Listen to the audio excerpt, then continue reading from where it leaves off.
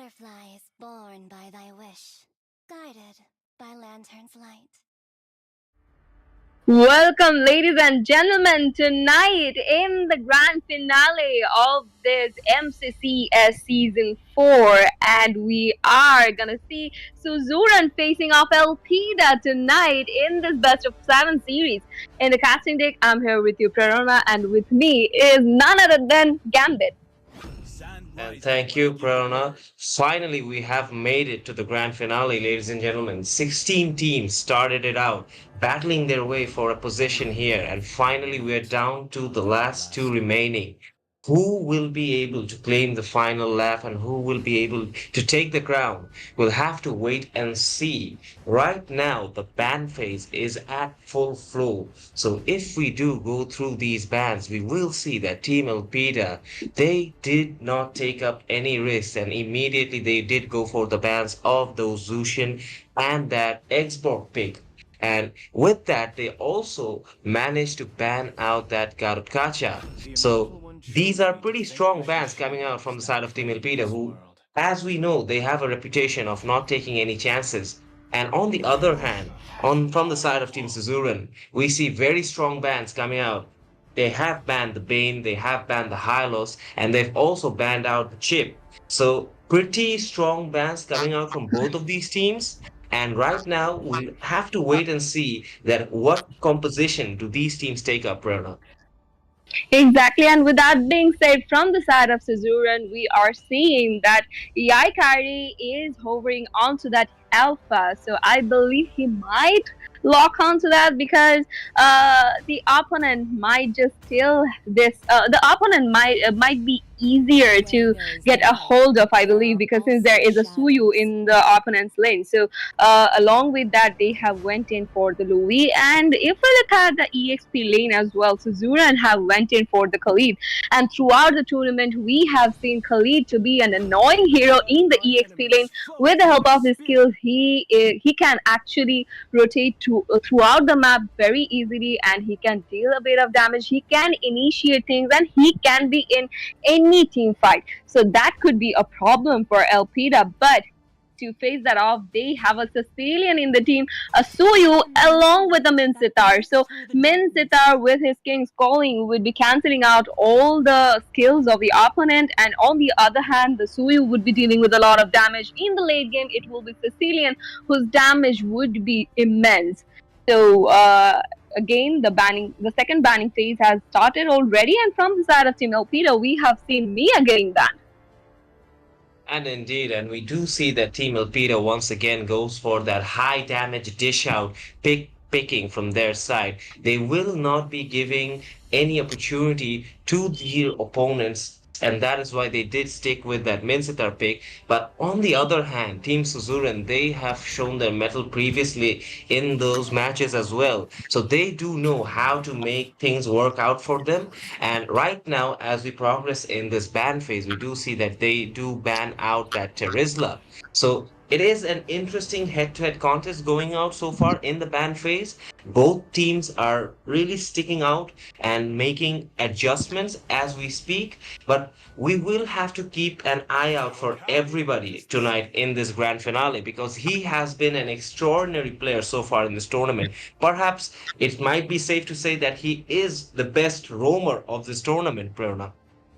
Exactly, and we cannot forget that Cassiopeia as well, because throughout the tournament we have seen this player playing that Sicilian very amazingly, and I'm already a fan of this Sicilian, to be honest. But if we talk about that Peter Griffin, we have already seen him playing amazing mage as well, so that is a contest they have put up. And indeed, and on the other hand, we should not miss out on Batelu, who has been a key figure for the side of Team Suzuran in the EXP lanes. And he has been that solid fortitude for their side and making sure that they do not miss out in any of those initiations or any of those team fights. So it will be put to test that whether he can deliver or not in the big stage tonight. And as well as for Yakari, he is going on with that alpha. So big responsibilities to fill up for that alpha as well. Exactly, and he is a sustainable hero, so he can manage to dish out a lot of damage as well as he can sustain in skirmish situations. And to fill that lineup, we can see they have All went teams in must for the have Claude as well previously. as the Diggy. So there are two heroes that might just corner out the players of Elpida, because we can already understand that Diggy would be dealing a lot of irritation throughout the map, and then comes the Louis who will be using her diversion in different areas, and that might cause trouble for Elpida. But to counter that, they have locked onto their loved hero. And we do see that the Carmilla was also picked up from the side of Team Elpida. And yet again, Oppenheimer goes for that Granger as well. So he has shown his prowess throughout this tournament in that jungle. And we have seen an extraordinary gameplay from that Granger previously in this tournament as well. So we're going to have to wait and find out if he can pull a repeat. But as we're speaking of this Carmilla, those Curse of Bloods, that can be that initial trifecta that can ensure a successful team fight for the side of this gameplay. But on the other hand, that Diggy might even be able to bring out the save for his team. So it will be a battle of the roamers to see who can get the better of the other. But on the other hand, the Alpha versus the Granger, it does seem like this will be a technical and systematic battle of the junglers as well. Exactly, and as you were talking of that, ultimate of that Carmilla, along with the ultimate of that Sicilian, I believe that that would be a treat to the eyes. But with that being said, we are already in the land of dawn, and we can already see that the Khalid was dealing with his minion pressure over there, and he would be facing off that Suyu in the EXP lane. And if we look at the bottom lane, there is Diggy and following up that Claude over there. But Carmilla, on the other hand, is trying to get a vision from the side of Team Elpida, and things are looking quite passive. So both the teams have it very safe at this point.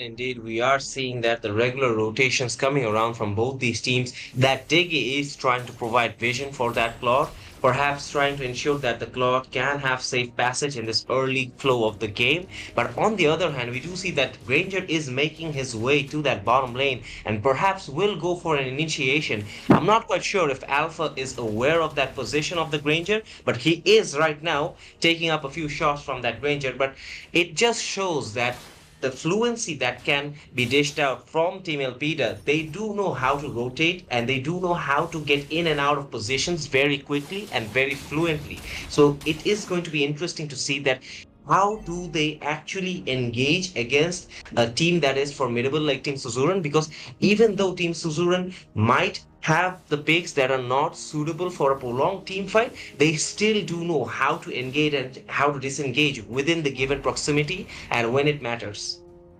Exactly, and with that being said, we can see the turtle has spawned already, and from the side of Team Elpida, they have zoned out the turtle on their side. But if we look at Alpha over there, he was waiting for the players to be there, but he was not followed up any of his teammates. So the first turtle goes to the side of Team Elpida. That is gonna be huge. That's gonna make a huge difference in the later period of this game, because if they are able to secure all the objectives like this, I believe they might just start a snowballing that might be on their side.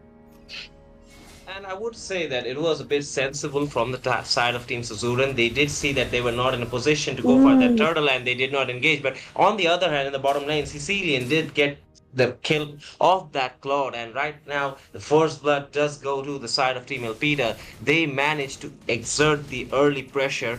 And even that Granger is now starting to pop off and take a head-to-head fight with that Alpha. So it just shows the intent from the side of Team Elpida. They won't back down. We have seen throughout the tournament, and when they do get a position to go for that, they are a team that constantly are knocking at your door, and you can't get away from them unless they make a situation that they are Hmm. backing outside from you.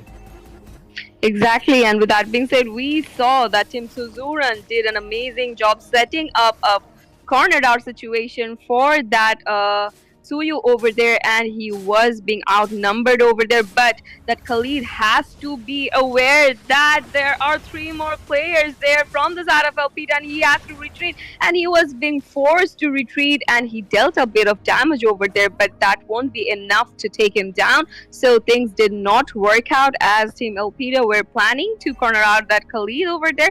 But on the other hand, if you look at the mid lane area, that Sicilian and that Louis are having their sweet time over there, and no one is actually doing much around their lanes, but they are rotating very well. And with that being said, the next turtle is here, so I believe that from the side of Team Suzuran, now they would be contesting for that turtle. And indeed, both the mages are showing extreme fluidity in their rotations. As the turtle spawns in the bottom side of this map, we do see that the Alpha is in position to get this objective, but he is facing some resistance from the side of Team Elpida. We'll have to wait and see if he can secure it. But right now, once again, Oppenheimer comes in and gets that objective for the side of Team Elpida, and he has been able to do that throughout this tournament. Diggy using his ultimate, perhaps trying to escape, but yet again, this pressure that is being shown from the side of Team Elpida, although they were not able to secure any kills in this given team fight, they do manage to secure that objective, and this is slowly building up that goal lead for their side. Exactly, that was a perfect use of retribution coming in from that Granger, I would say. And if you look at the top lane as well, Suyu might go in for the turret already. But if you look at the bottom lane area, Mintatar has been taken down by that Alpha over there. So that was quite unexpected because we were mostly focusing onto that Suyu versus that Khalid thing at this period. But that was an amazing initiation from the side of Team Suzuran. And if we look at that Granger, he is just securing all the possible creeps and all the possible minions, and so we can already understand that he is farming a lot, so that might be trouble for Team Suzuran because if he is well fed, I believe he would be devastating in any of the team fights.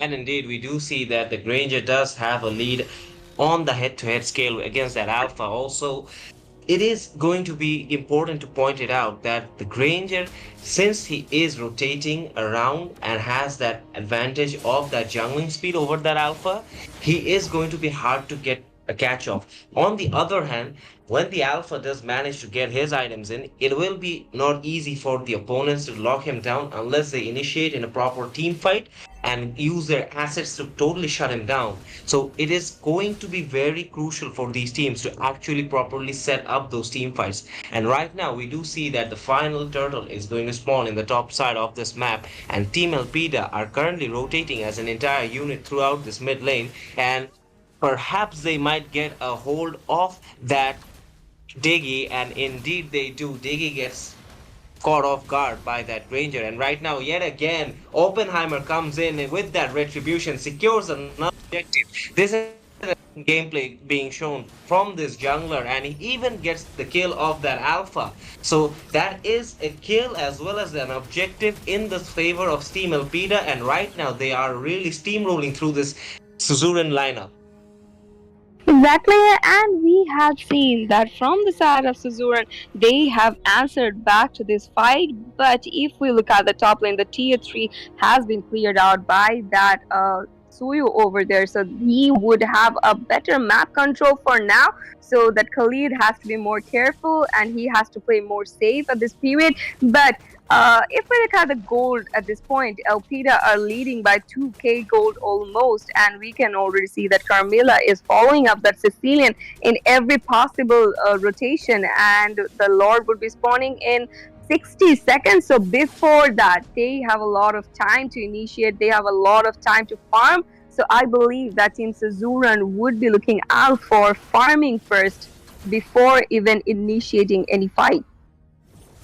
And indeed, and I did notice an interesting thing is that although the Louis was trying to help out her marksman in the bottom lane, she did waste a lot of valuable time just sitting there and doing nothing, whereas the Sicilian was constantly on the move. And right now we do see that 2 kills being picked up in the middle lane, and just like that, that Sicilian has been on the move constantly throughout this entire map.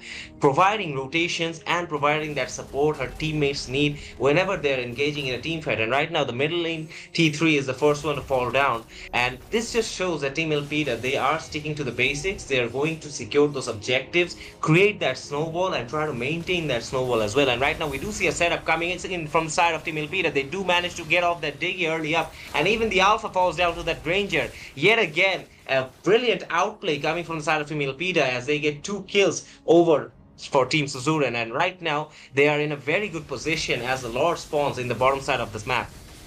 Exactly, since the jungler from the side of Team Suzuran is not available at this period, so the Lord would be uncontested and Team Elpida would be easily able to secure this Lord for their team. And if we look at the bottom lane area as well, they have cleared out the whole bottom lane area except for the inhibitor, and so that gives them an upper hand in this situation. So the Lord would be marching down from the bottom lane area and they can rotate towards the top lane or the mid lane in any time. And we are seeing that the Mincetar is trying to set up something over there in the mid lane's bush. So I believe that whenever the Lord actually marches down, they would be using that Lord as a distraction for their team, and they would be focusing on securing the other objectives on the other lanes.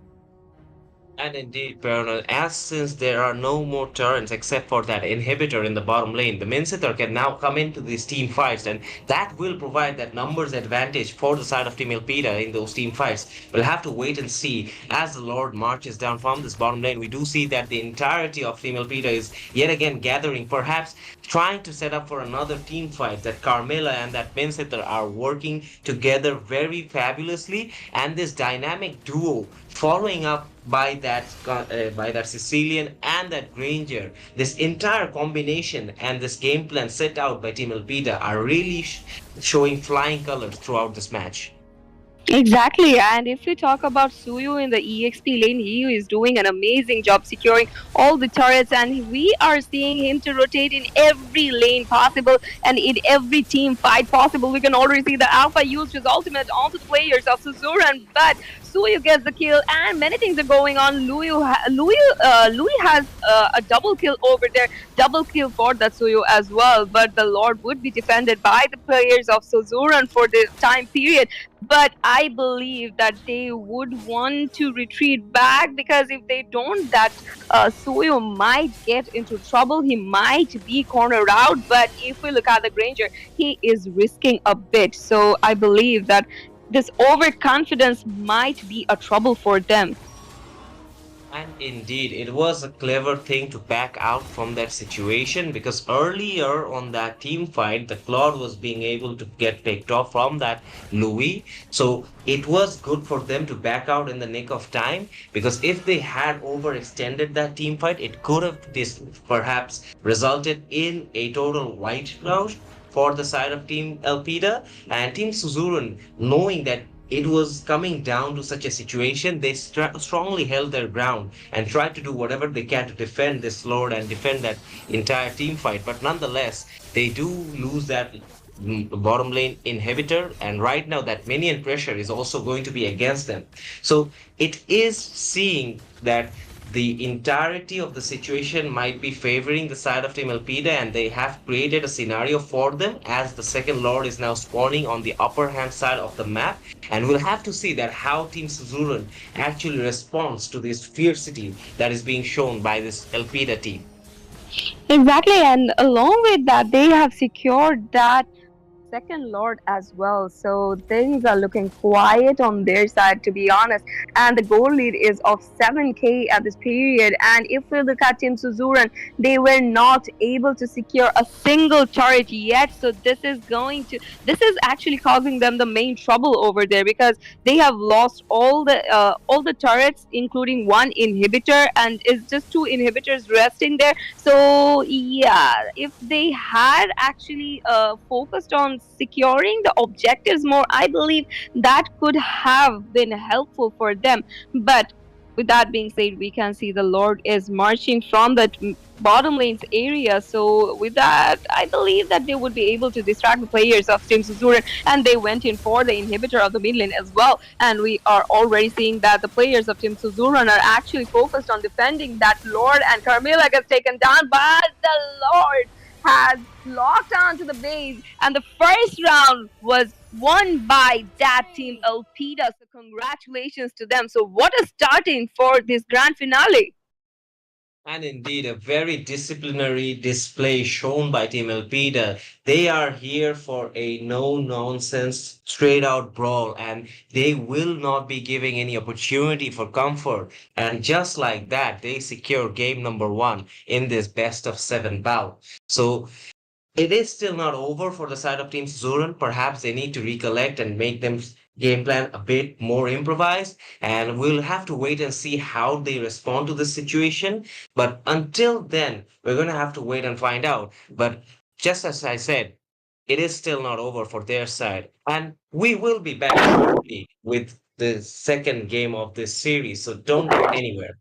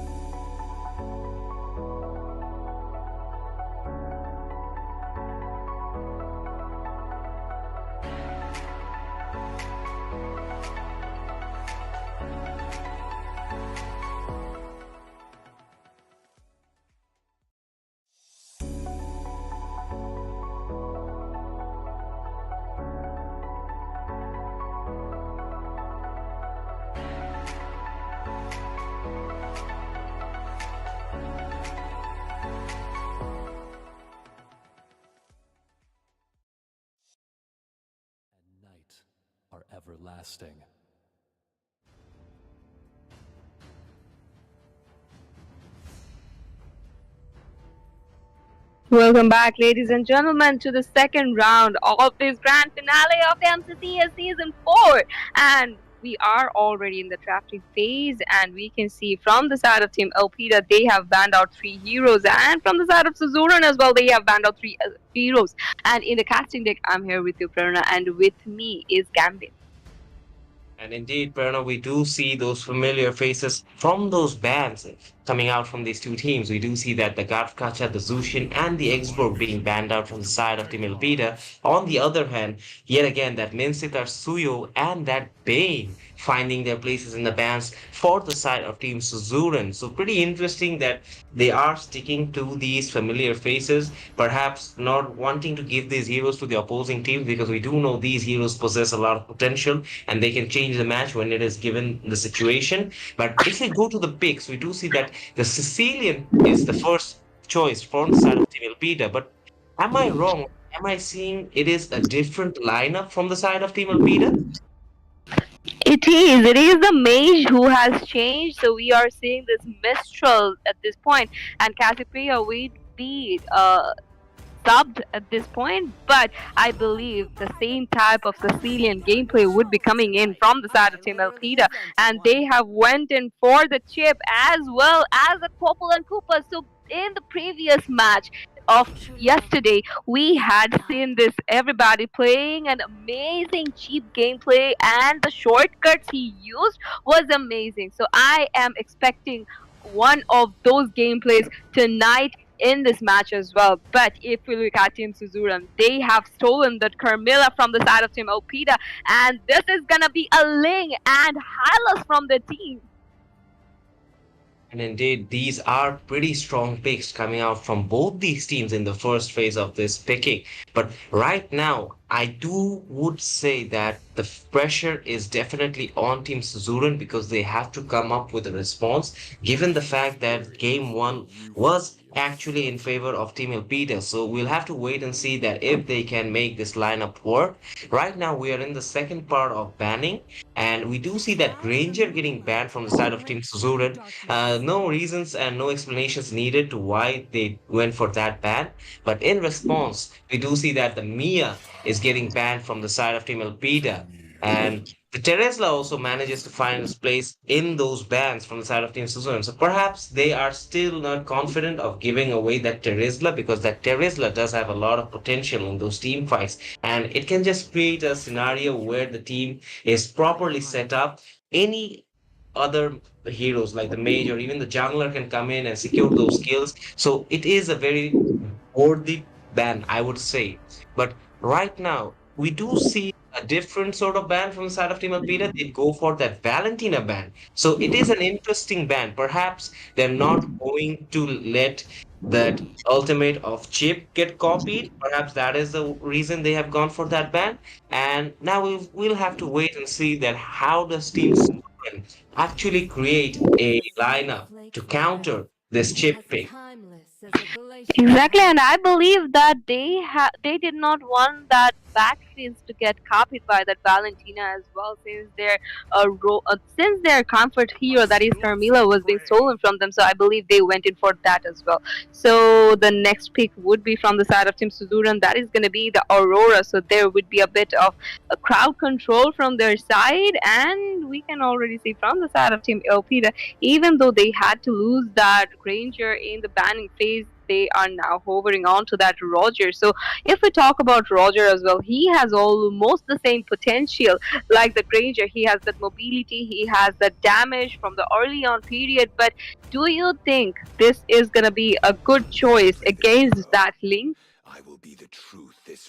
I would say that it is not the pick that is being the concern, it is the player because Oppenheimer has had a total success in this jungle in that previous game. So all eyes are going to be on him to see that if he can do something magical against this Link from the side of Team Suzuran. But as we do speak about compositions, we do see that the Aurora and the Melissa being picked out from the side of Team Suzuran. They will be going alongside with their Hylos pick, perhaps trying to set up in those team fights, and Melissa will try to go in and finish those kills up, if not laying. But right now, it is going to be interesting to see that how does this Roger actually play up against this Ling, because we do see that Team Elpida have changed their lineup. So will it be the similar case, or will this lineup change be targeted by the side of Team Suzuran? We'll have to wait and find out. Exactly, because we had already seen that Yuzong getting picked from the side of Team Elpida as well. So in the EXP lane, it is going to be the Hylos versus that Black Dragon. So that might be an interesting thing because we would see that glorious path being used, but then this Yuzong would be using his Black Dragon form and he would be retreating from those corner situation, and he might even initiate in any situation that might be open for Team Elpida. And if we look at the current period, we are already in the land of dawn, and we can see that Carmilla is trying to poke out the players of Team Elpida around that jungle area, but would not be able to do much over the period. And we can already see that Popol and Koopa are also helping out that Roger. So Popol would be rotating back to his respective lane because Melissa have already cleared out the minion pressure from her side. So Popol would not be wanting to waste his time more. And if we look at the bottom lane at this period, we can see that Yuzong is clearing out his minions and nothing is looking crazy. And we can already see that Sanai is being cornered, but he was able to sustain and he would be able to retrieve from the situation. So that's the upper hand you get when you have a Carmilla in your team. You can sustain in corner situation, you can retreat back as well. And indeed, it was very close for Sanai, and he did manage to escape in that instance. But we do see that there is a lot of diverse chemistries going on in this game. There is the Sicilian going up against that Carmilla, and we also see a dragon facing off against a horse in the bottom lane. But all jokes aside, both these teams are sticking very strictly to their rotations and making no additional efforts to go in for that early initiation, not trying to take a risk where it is not worth it. And as the turtle is starting to spawn in the bottom hand side of the map, we do see an initiation on the top side, and it could be a pick off for the side of Team Elpida, but no, they did not manage to secure that kill of that Melissa, who barely manages to escape. And we do see that the Ling is now going to focus in this turtle, perhaps, or perhaps he will take his sweet time, since he does know that the Roger is not in that proximity, as the Roger did go up and try to assist his teammates on the top lane. But right now, we do see that the aggression is coming to show for both these teams, and the chip is going to be targeted because he is the only one who can completely turn a team fight in their favor, and also can turn a team fight against their favor if his ultimate is used by Team Suzuran. Exactly, and the first commitment onto the Lord is coming in from the side of Team Suzuran and from the side of Team Elpida as well. There is a contest going on. The turtle might get resetted over there, and glorious path used by the Tylers over there. First blood secured by the Sicilian. That was a kill of the Carmilla, but in the other hand, Roger was able to secure the turtle as well as another kill. So things were looking things were looking very impressive for Team Elpida. They have secured the objective. They had secured 3 of the kills from this particular fight. And just like that, yet again, Team Elpida, knowing when to initiate and knowing how to disintegrate their opponents, getting the upper hand over Team Suzuran yet again. And this is only going to contribute to their snowball in this early phase of the game, as we do see that the Roger is trying to rotate and perhaps get an upper hand in the jungle. But on the top lane, we do see that the chip was being taken down by that Melissa, perhaps overextending a little bit and going into danger, not paying off for the chip this time around. And Melissa getting that kill would give her that early confidence that she might need to go against this Popol. But give no credit less to that Roger and Sicilian, who are also trying their best to pressurize this mid lane area and that river area. But so far, it has been the case that Team Elpida are still getting the upper hand of Team Suzuran in this game too. Exactly, and if we talk about Melissa as well, that Melissa was doing an amazing job securing the kills, as well as if we remember the previous fight, she was able to retreat from a 3v1 situation. Although many resources were used on her, she was able to sustain and she did retreat from the situation. So this Melissa is playing too well, I would say. But if we look at the bottom lane, there is initiation coming on to that Yuzong from the side of Team Suzuran. But in the meanwhile, Carmilla gets taken down by the Roger in the top lane area. So we can see that the players have now divided themselves and they are pushing in the off lanes mostly. And indeed, and that Carmilla had no idea what was waiting for her in front of that bush. But nonetheless, Team Elpida once again manages to go for that pressure. But it has just turned around against them because that Melissa was able to secure that kill in that top lane. But nonetheless, Sicilian was able to follow it up with a response. So it is a trade off in the top lane. And with that, the tier 3 turret falls as well. So I would say advantage goes to Team Elpida because they do manage to secure that objective. And as this turtle is now coming into play, we do see that Team Elpida are once again first to get there, and perhaps they will go for another objective secure. In this moment, we do see no Mm. effort being pulled out, and yet again, that Ling is trying his best, but Popul manages to pull it off and get that kill of that Ling. This is just going to add further pressure for Team Suzuran as they are not being able to rally at all against this Elpida team, and they are all over the map and all over Team Suzuran.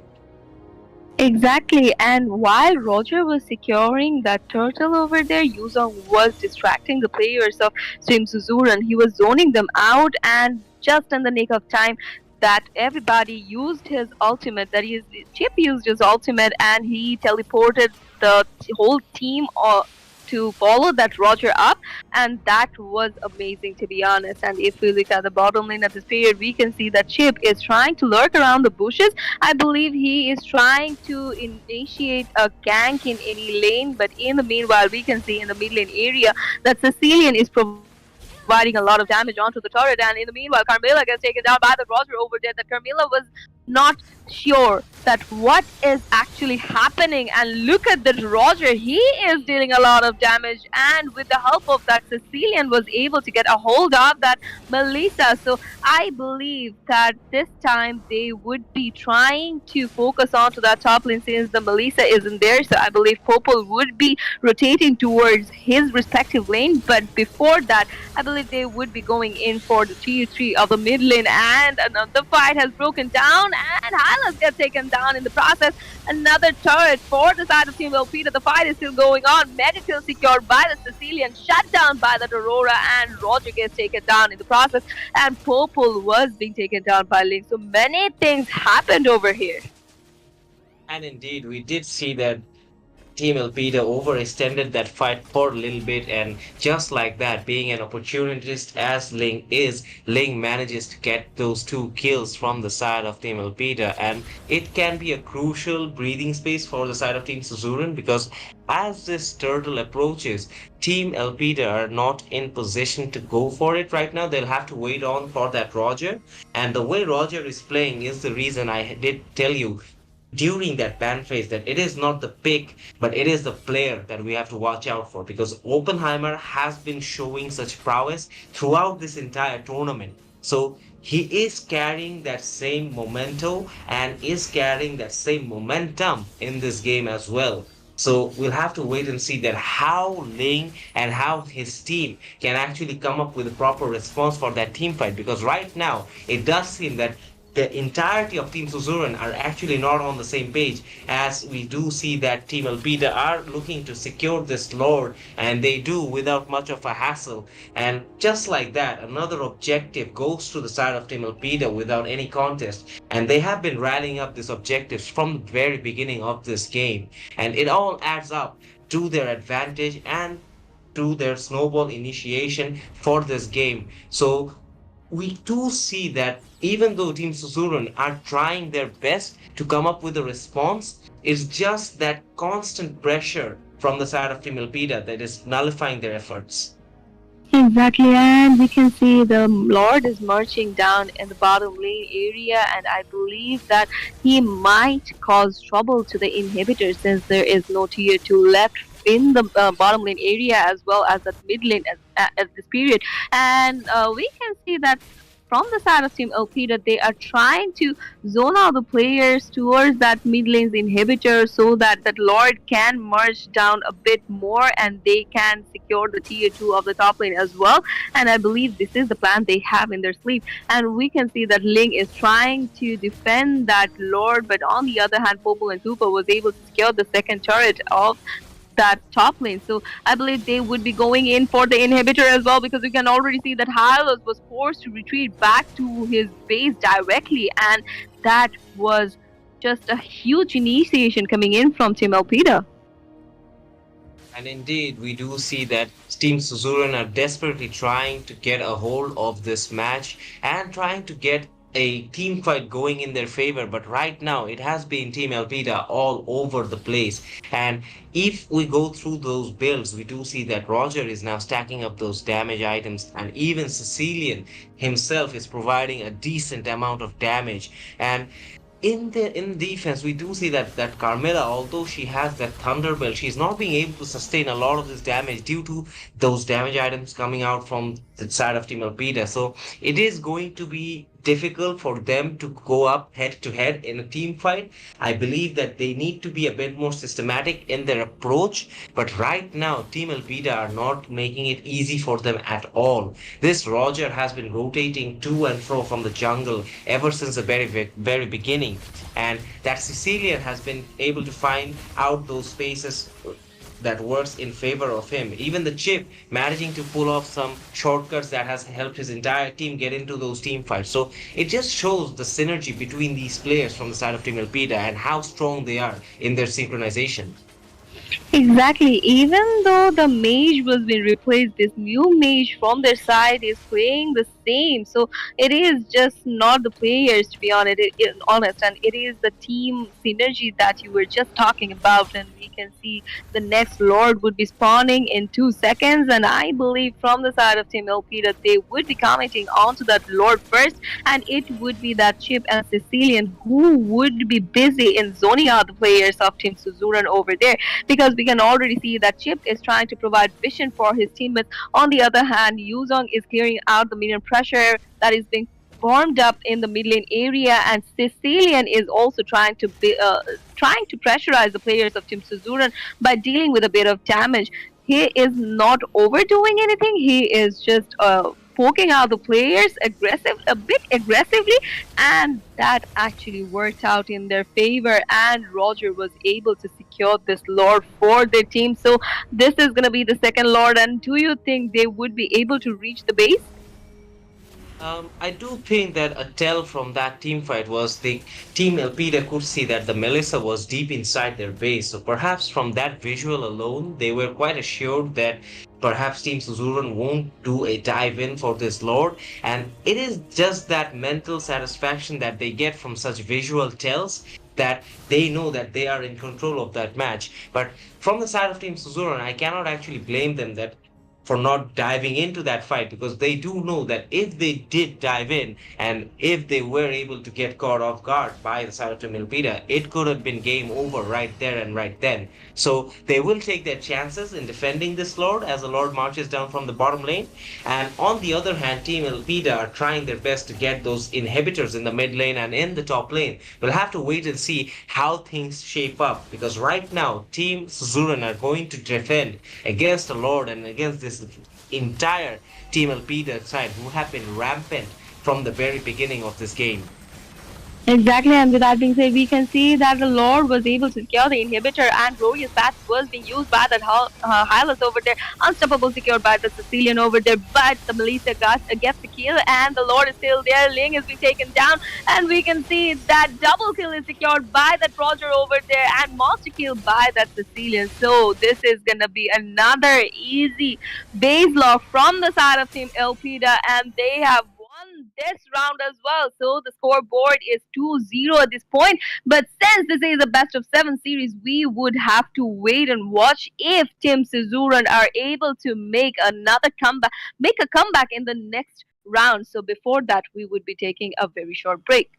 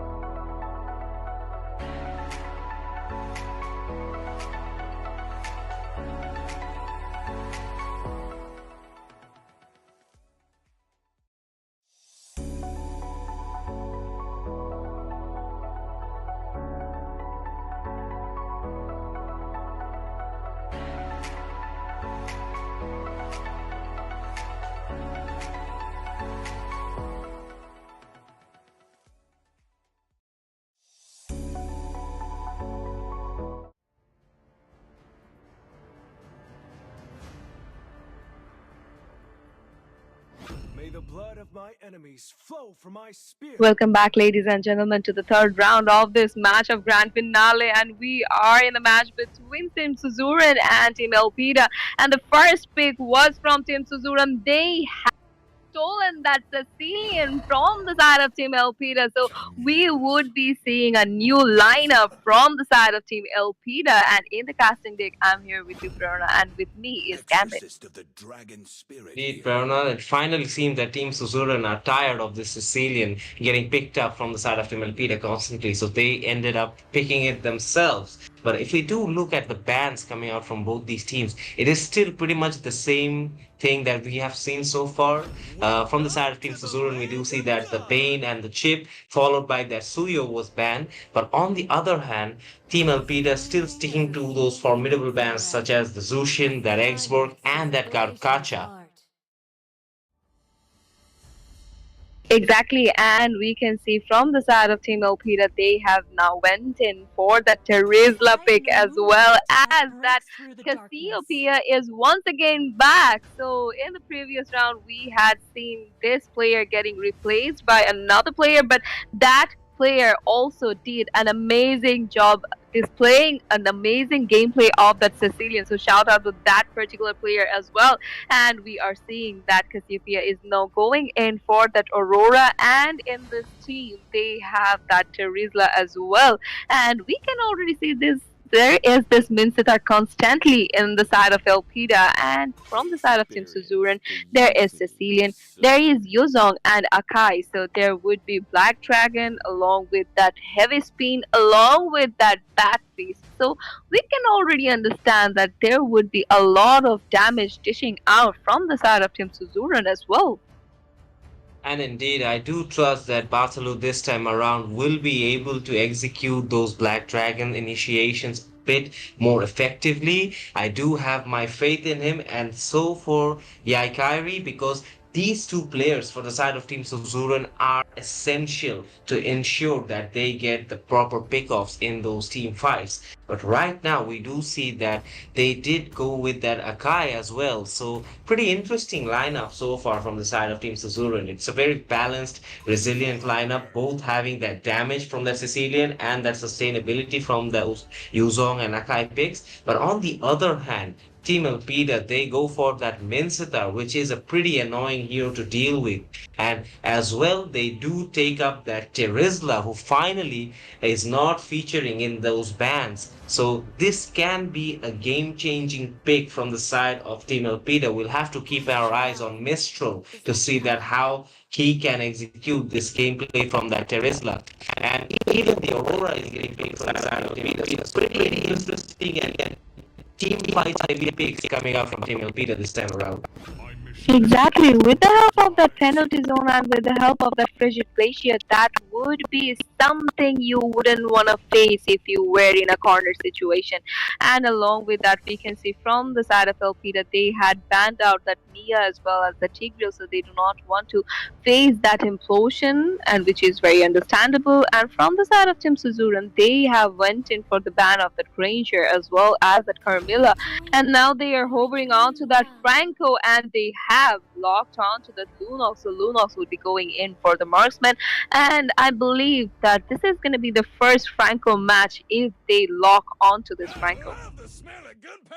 Indeed, we do see that the Franco gets picked as a option from the side of Team Suzuran. So it is pretty interesting to see that Yaikairi actually went for that Franco. So I think it would mean that it's going to be the Akai in the jungle.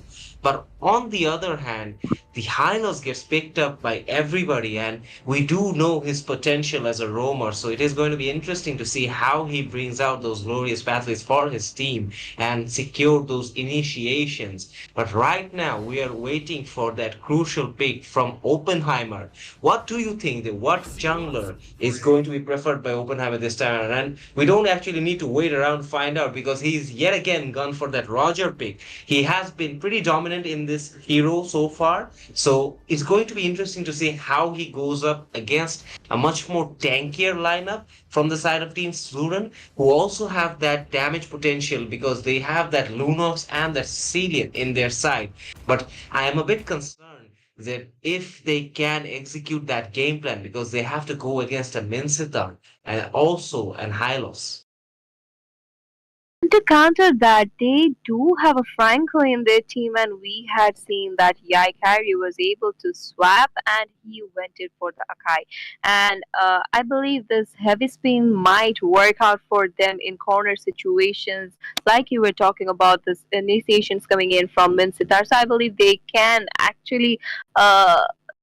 Avoid those certain circumstances, but it is a matter of fact that we were proven wrong so many times that we should not be predicting anything at this point. And with that being said, we are in the land of dawn, and we can see the players are basically focusing on their respective lanes, and those mages are helping out the junglers, and nothing crazy is going on.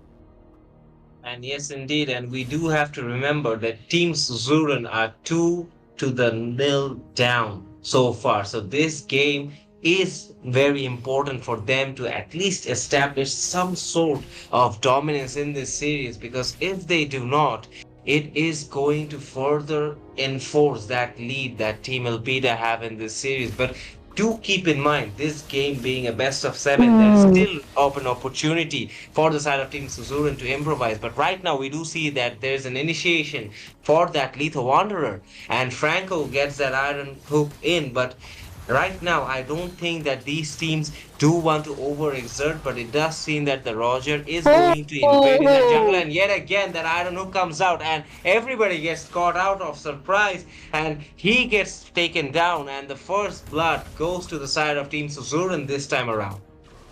Exactly, and the first blood goes to that Franco. That was quite unexpected, and I literally enjoyed this one so much.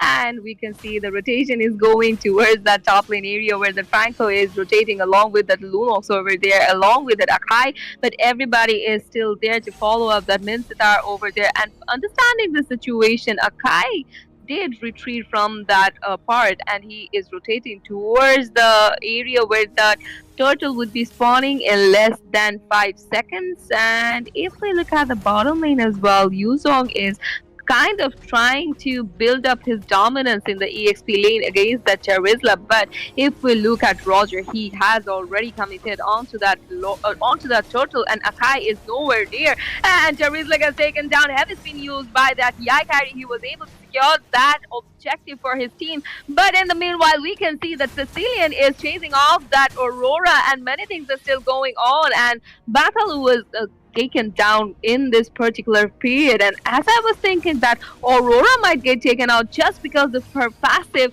she was able to sustain. So that was kind of risky gameplay.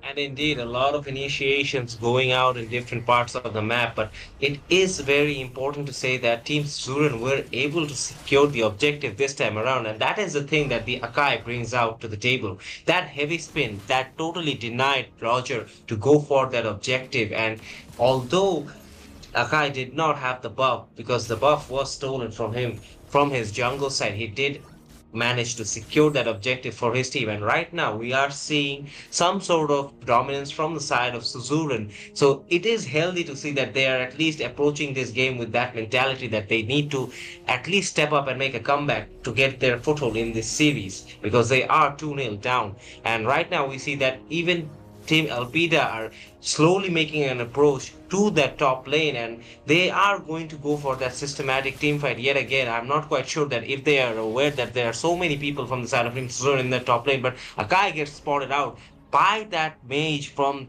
Team Elpida, and right now it is looking like it's going to be a stalemate, because both the teams have spotted out each other and all the heroes are now dispersing throughout the rest of the map, and there is no team fight that is going on so far. But right now both the teams are at extreme alert, because they do know that the next team fight can be very important as they start to spawns up in the top side of the map.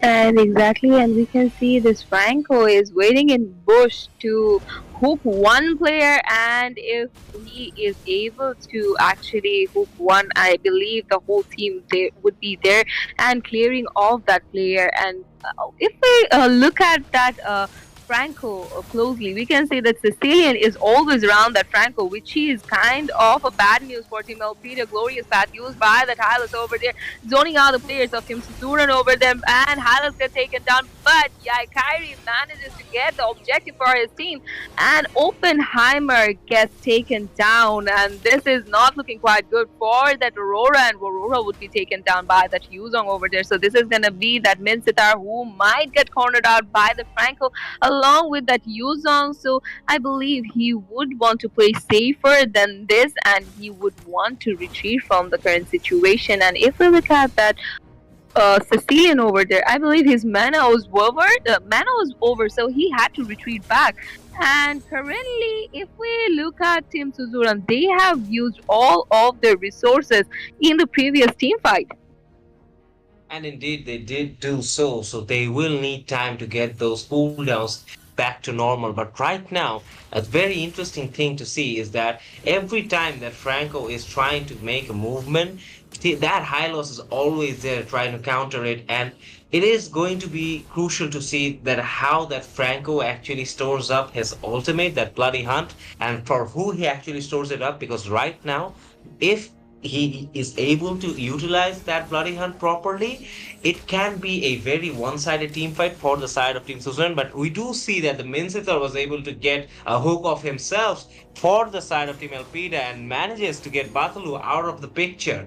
And right now, these small initiations from the side of Team Elpida can be the only way they ensure that they get that comeback. But yet again, that bloody hand coming out from that Franco within that turret area, but somehow manages to escape, but not so long, because yet again that teamwork coming out from the side of Team Suzuran secures them another kill, and just before that turtle spawns up. So it is an advantage for them. We'll have to wait and see that if Roger goes in for that fight, and surely he does. And right now there is an initiation going on in that turtle area, and we do see both the teams are trying their best, but I think it will go for the side of Team Suzuran. And yet again, Goodness. that Teresa falls apart, and even Hylos falls down right now. We do see that Team Elpida, perhaps they are kind of losing their patience, but right now, even Team Suzuran, they are overexerting themselves a bit, and they are getting those team fights in their favor as well. Exactly, and this Franco is doing amazing job with every of his iron hooks, and none of the iron hooks are missing. And we could already see that Lunox was able to secure another kill in this period, and we can already see that Broken was being broken down by the players of Suzuran over there. He was being outnumbered, and the chase might go on for that Roger as well. But that Roger is actually focusing on getting that little wonder, and he was able to get that. And in the meanwhile, we can see the glorious path used by that everybody over there, but that would not be just enough to survive, and he was taken down. But in the meanwhile, we could see that Teresa taking out the turret, and this is gonna be the only first turret from the side of Team Elpida.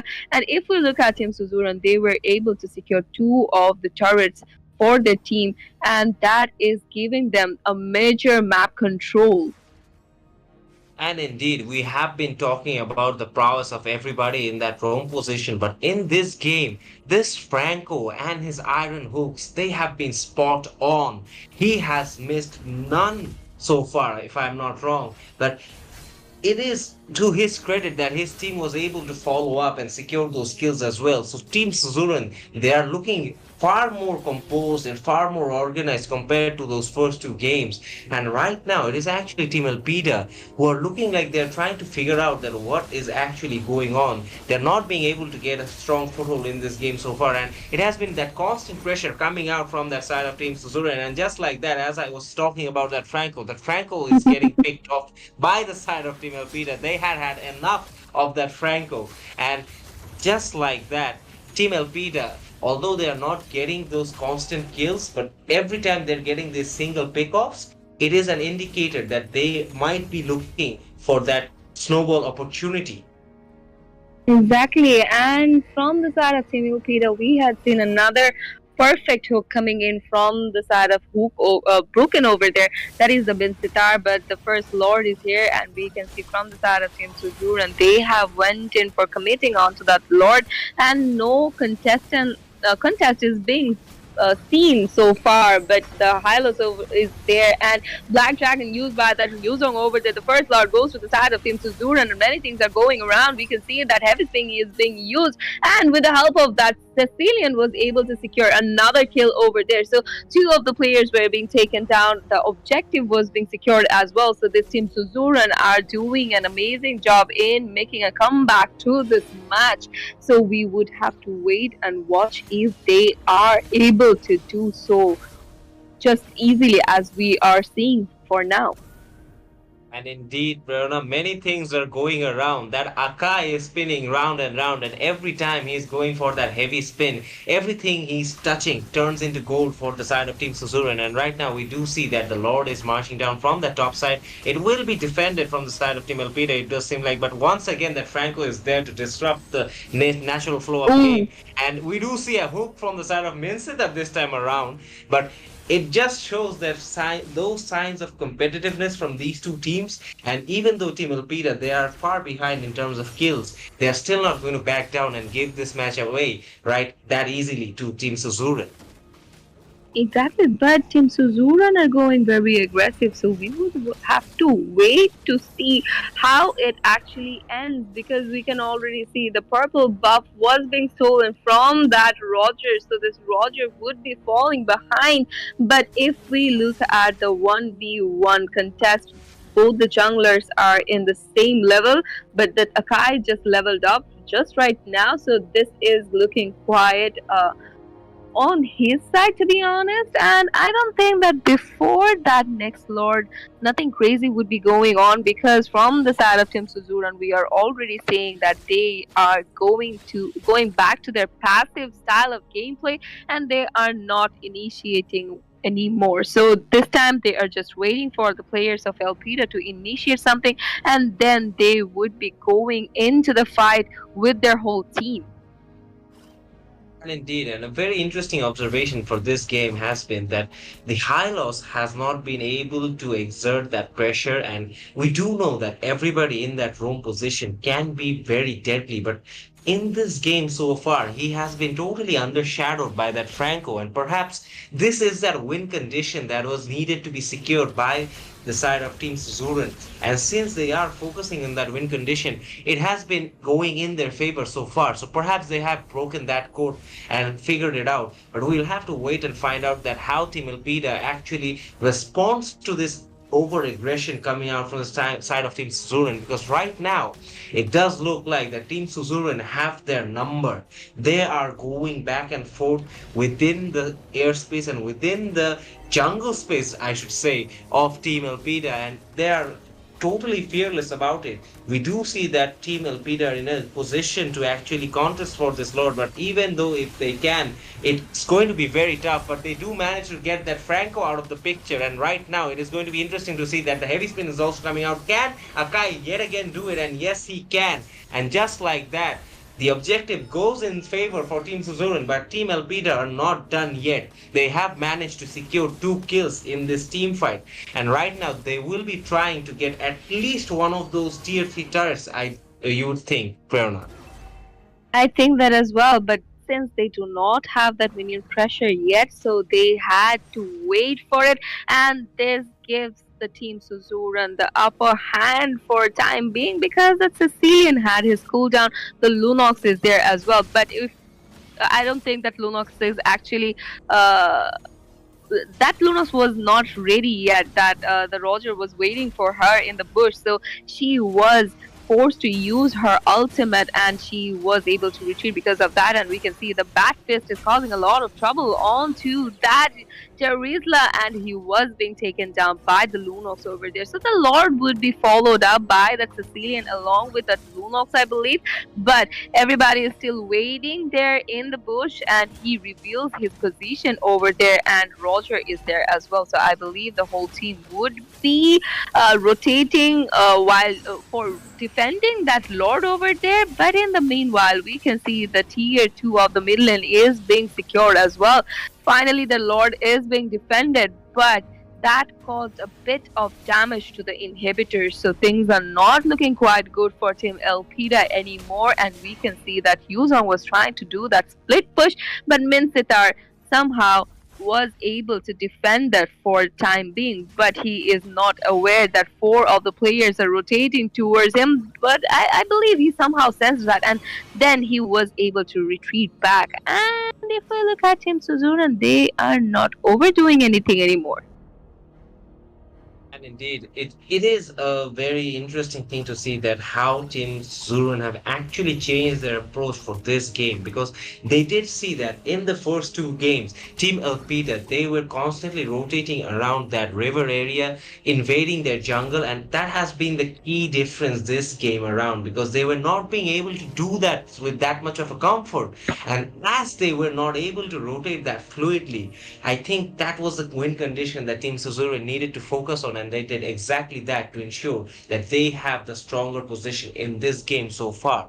And right now we are approaching that 16-minute mark, and it does seem that Team Elpida are really struggling to get themselves in the driver's seat in this match, and just solely because of that Franco and the presence that he's been able to exert in this entire map. And they do know that if they somehow manage to take that Franco out, perhaps they will have a clear opportunity in those team fights. But without the Franco in that picture, it is going to be very risky for a prolonged team fight, because that bloody hunt can totally take out a member out of the action long enough for the side of Team Suzuran to take them out as well. Exactly, and we could already see that Franco was able to secure the kill of Hylos over there, and two of the players of Team Elpida were being taken down, but finally that Franco gets taken out by that Aurora over there, and everybody is down as well. But with the help of that heavy spin, Akai was able to secure the objective for his team, and Lunox on the other hand is following up all the players, and he is securing so many of kills. And if we look at his KDA, it is 806, which is devastating if you ask me, and they are going in for the mid lane's inhibitor, and Yuzong is there to follow up that Lunox over there. He is zoning out the players of Elpida towards their base, and he might just have to sacrifice himself, and he does that. So he overstayed there a bit, and that actually was completely unnecessary at this period, if you ask me, because the Lord would be marching from the bottom lane. So you did not have to overstay there. You could have just retreated back along with that Lunox. And indeed, perhaps a bit of enthusiasm getting the better of Bartholomew in that instance. But right now, we do see that the Lord is marching down from that bottom lane. And without their Yuzong, I think Team Elpida should be able to defend this quite easily, because they do know they have that man advantage. But yet again, that Terizla is forced to use that penalty zone to try to get to safety. But yet again, we see that constantaneous pressure from that side of Team Suzuran, further forcing Team Elpida back into their base as they secured that lower inhibitor and as well as that mid lane inhibitor. So it is all out control being shown by the side of Team Suzuran. Right now they are trying to get that third and final inhibitor as well, and they do manage to get it so. And we do see another Iron Hook coming out from that Franco, and yet again that Hylos is on the wrong side of the playing field and manages to get picked off by the side of Team Suzuran. And it has been an exhibition from this Franco. He has been on and off the field for Team Suzuran in this game, and yet another Iron Hook coming in. Prerna, I think this has been some sort of a record of how many Iron Hooks has been displayed by this Franco so far. Exactly, and with that being said, we can see that double kill secured by the Twitcher Griffin over there. The base has been locked by the minions as well as the players of Suzuran, and they have finally made a comeback to this grand finale. So this is going to be the third round. The scoreboard is now at 2 versus 1, and 2 matches were won by Elpida, but Team Suzuran showed their aggression on the third match, and they have been on a menace, to be honest. They have been menace to Team Elpida over there. So we have to still wait for the fourth round to see that if they are able to continue this type of aggression onward, and before that, we would be taking a very short break.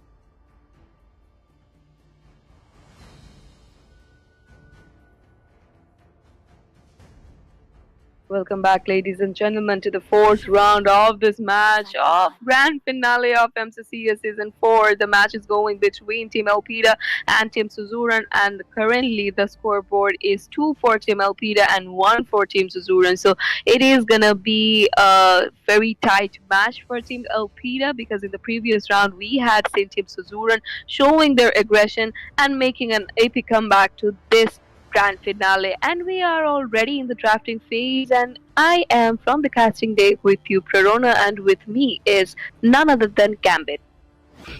And indeed, Prerna, we did see that Team Suzuran were able to send Team Elpida back to the drawing boards because they did manage to get a win in that third round, which means it is still all to play for in this fourth game. If we go through those bans yet again, we do see some very familiar faces from both these sides, but it is interesting to see that Team Suzuran did ban out that Sicilian this time around, followed by that Bade and Suyo. On the other hand, that Akai was targeted as a ban by the side of Team Alpida because of his heavy spins coming out in that previous game. And they also managed to ban out that Eggsburg and that Garukacha. So So far, the bans are pretty respectable and pretty logical. But if we go through the picks from these two teams, we do see that this time around, Team Elpida once again goes for that Granger, and Oppenheimer must be itching to use that Granger yet again because he has an Aurora and a Tigreal to support him in this match. And on the other hand, though, Baithalu and his Ruby is ready, as well as that Zushin from that side of Team Suzuran. And they also have a Carmilla. So this is going to be a very interesting lineup because that Zushin was left open. Team Suzuran, they have an opportunity to utilize this hero, and we'll have to wait and find out how that goes for them. Exactly, and the next ban will be coming in from the side of Team Suzuran, so I believe they are finally tired of that Minsitar in that goal lane. So actually they went in for that Minsitar ban for that, I believe. And from the side of Team Alpida, we are seeing once again this Mia getting banned. So if we talk about Team Alpida, they are somehow obsessed with banning this Mia, and I believe they do not want to face that Mia in any case. And from the side of Team Suzuran, that would be the last ban coming in, and it would be the ban of Popol and Koopa. So they do not want that Koopa to be thrown at them and pushing the turrets as well as putting damage onto them, which is very understandable to be honest, because you wouldn't want to get bitten by a dog just like that. And indeed, and most of these bans could be personal bans, Prerna. We never know. But yet again, these are bans that has been seen as very priority picks in this tournament so far, whether it be for Team Elpida or be for Team Suzuran. But nonetheless, as we are discussing of what can and what cannot be, we do see that Ixia is also banned out from the side of Team Elpida to complete this draft phase. And right now, we have to move on to those picks. And speaking of picks, what do you think, Pranav, can be a very good pick for the side of Team Suzuran, given the fact that they already have this Carmilla and this Zushin in their side?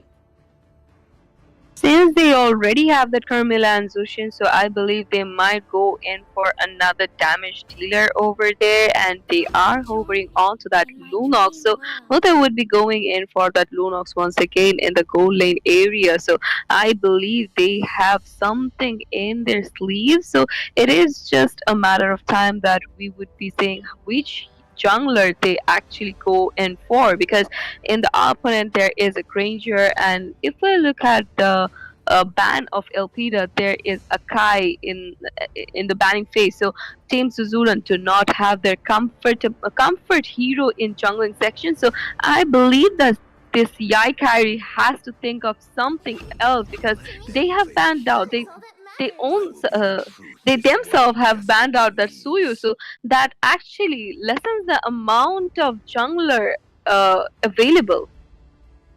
Yes, indeed, and that is a point.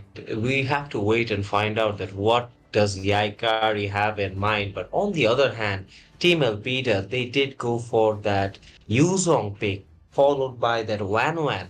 So it is a pretty interesting lineup so far from the side of Team Elpida. We'll have to wait and see how this composition actually works in this favor. But as you were asking that what could Yaikari go for. He is showing to us that he still has a lot of options left in his pocket. He can go for that Lancelot, he can go for that Hayabusa, and he ends up going for that Lancelot. So this is going to be very crucial to see how he pulls it off, because we do know that Zushin is going to go for that disruption gameplay strategy, but on the other hand, that Lancelot will be targeting for getting in through those backlines of the enemies and breaking through their defenses to get up those one for one pickoffs, perhaps those sneaky kills. And it is going to be interesting to see from the side of Team Suzuran as well, that how they can make this lineup work with that Wan Wan, because that Wan Wan will be a prime target this time around for the side of Team Elpida.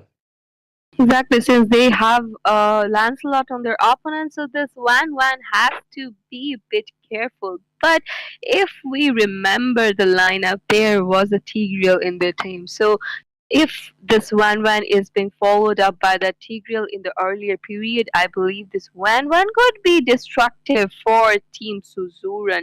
And not to mention, they also have went in for Yuzong over there in the EXP lane, so that might be troublesome.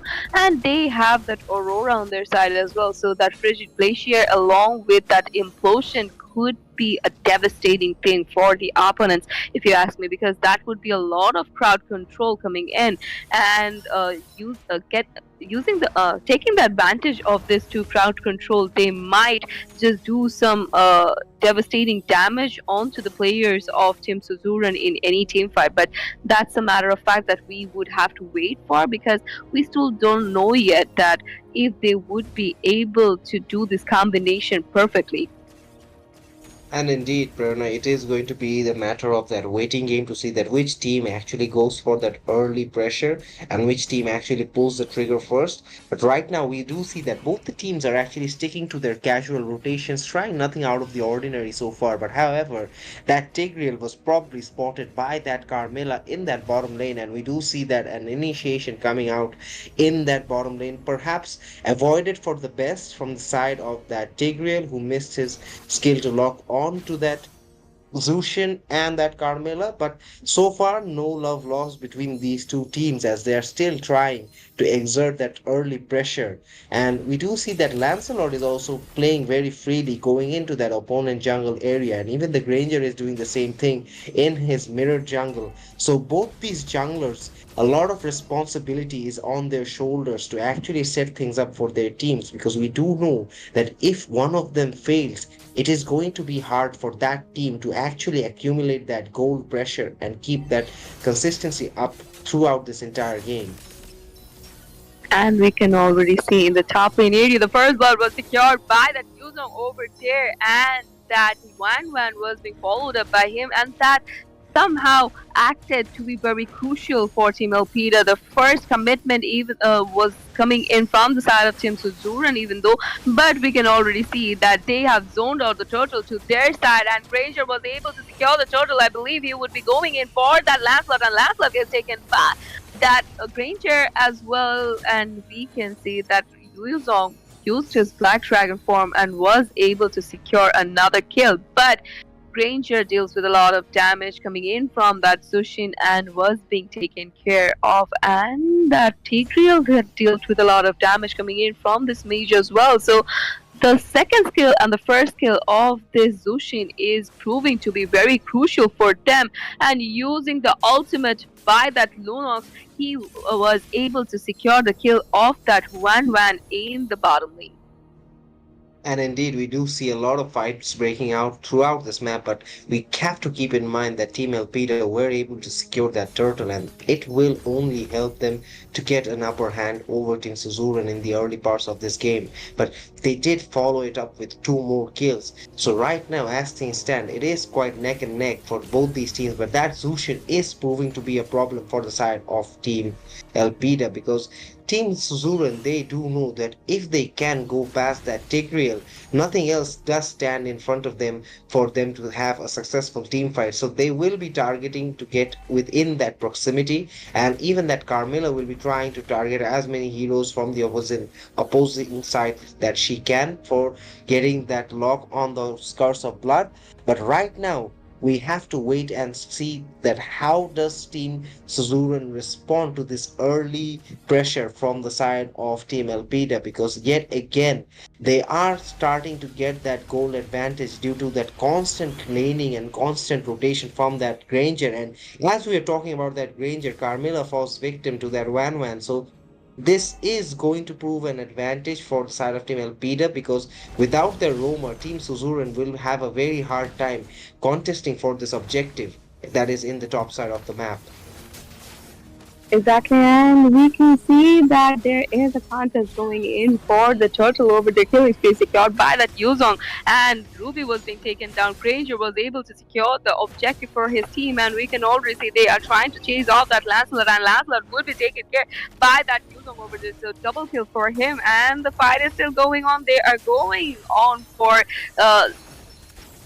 actually stealing the orange buff of the opponent, but in the meanwhile 4 players were being taken down from the side of Team Elpida. It is just that Aurora who is standing tall on his feet, so he has to be very careful because that Zushin is dealing with a lot of damage onto every of the players, even the tanks, even the EXP laners. So this is going to be a trouble to face that Zushin, and we can already see that she was trying to chase that Aurora, but somehow with the rotation coming in from the side of Tigreal, this Aurora was able to sustain for now. But I think that that was kind of a risky gameplay, so she has to be more careful about it.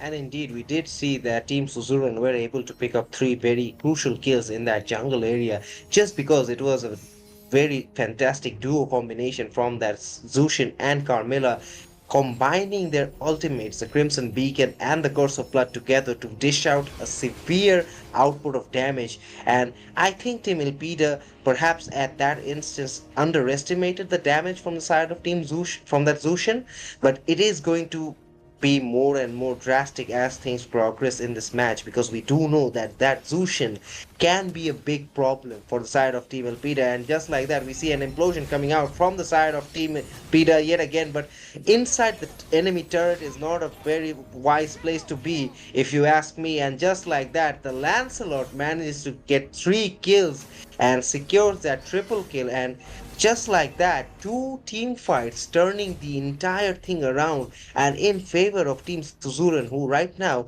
are focusing in locking onto those objectives because they do know that if they don't do so, Team Elpida, whenever they get the chance, they will yet again recreate that pressure and apply it back right on them.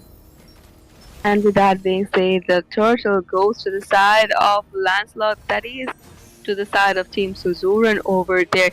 Even though Yuzong tried to provide vision for his team, but his teammates did not reincarnate it back then, so he was not being followed up by anyone. And in the meanwhile, we can see this Wan Wan is getting troubled by that Sushin in the bottom lane area.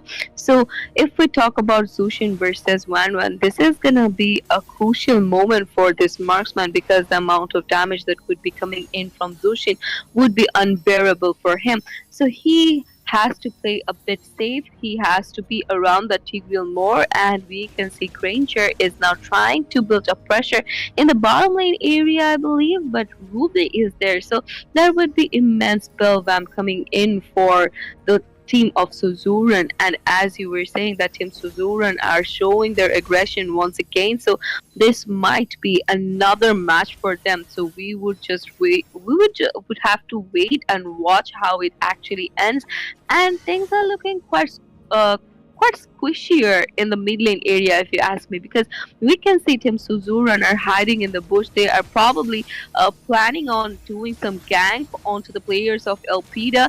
They somehow were able to set up a trap for Elpida where Carmilla got a bit of damage from them, and then Zushin was able to initiate on the players of Elpida. And indeed, as things are unfolding, we do approach the 9 minute mark. That does mean that the First Lord will be coming in very shortly in the bottom side of that map. If we go through the items from this Granger, we do see that he did get that Sky Piercer, but perhaps it hasn't been his day so far because he has not been able to utilize it to the full extent. But on the other hand, that Wire Axe coming from that Lancelot has been that crucial item that is giving him that damage, as well as we do see that even that Lunox with the glowing wand is going to be very crucial to take out for the side of Team Elpida. So as this Lord spawns in the bottom side of this map, we see both the teams are waiting for that moment to engage. They are still taking their sweet time, but right now we do see an implosion coming out, and just like that, Wan Wan once again gets picked off, perhaps not being in the right position in the right time, but that Lancelot also secures that kill of that Tigreal. But during all this chaos, Granger was able to secure that kill of that Lunox. So right now, things are looking like it is going to be yet another objective for the side of Team Suzuran, but we will have to wait and see that if they do commit onto this, because they do know that the Granger is nearby. They don't have a visual lock on him, and we do now see that Lancelot is going in for that Granger, misses that dash, but it eventually does manage to secure that kill, and it was pretty brave of that Granger to put himself in such a position, because he did know that if that Lancelot had the opportunity,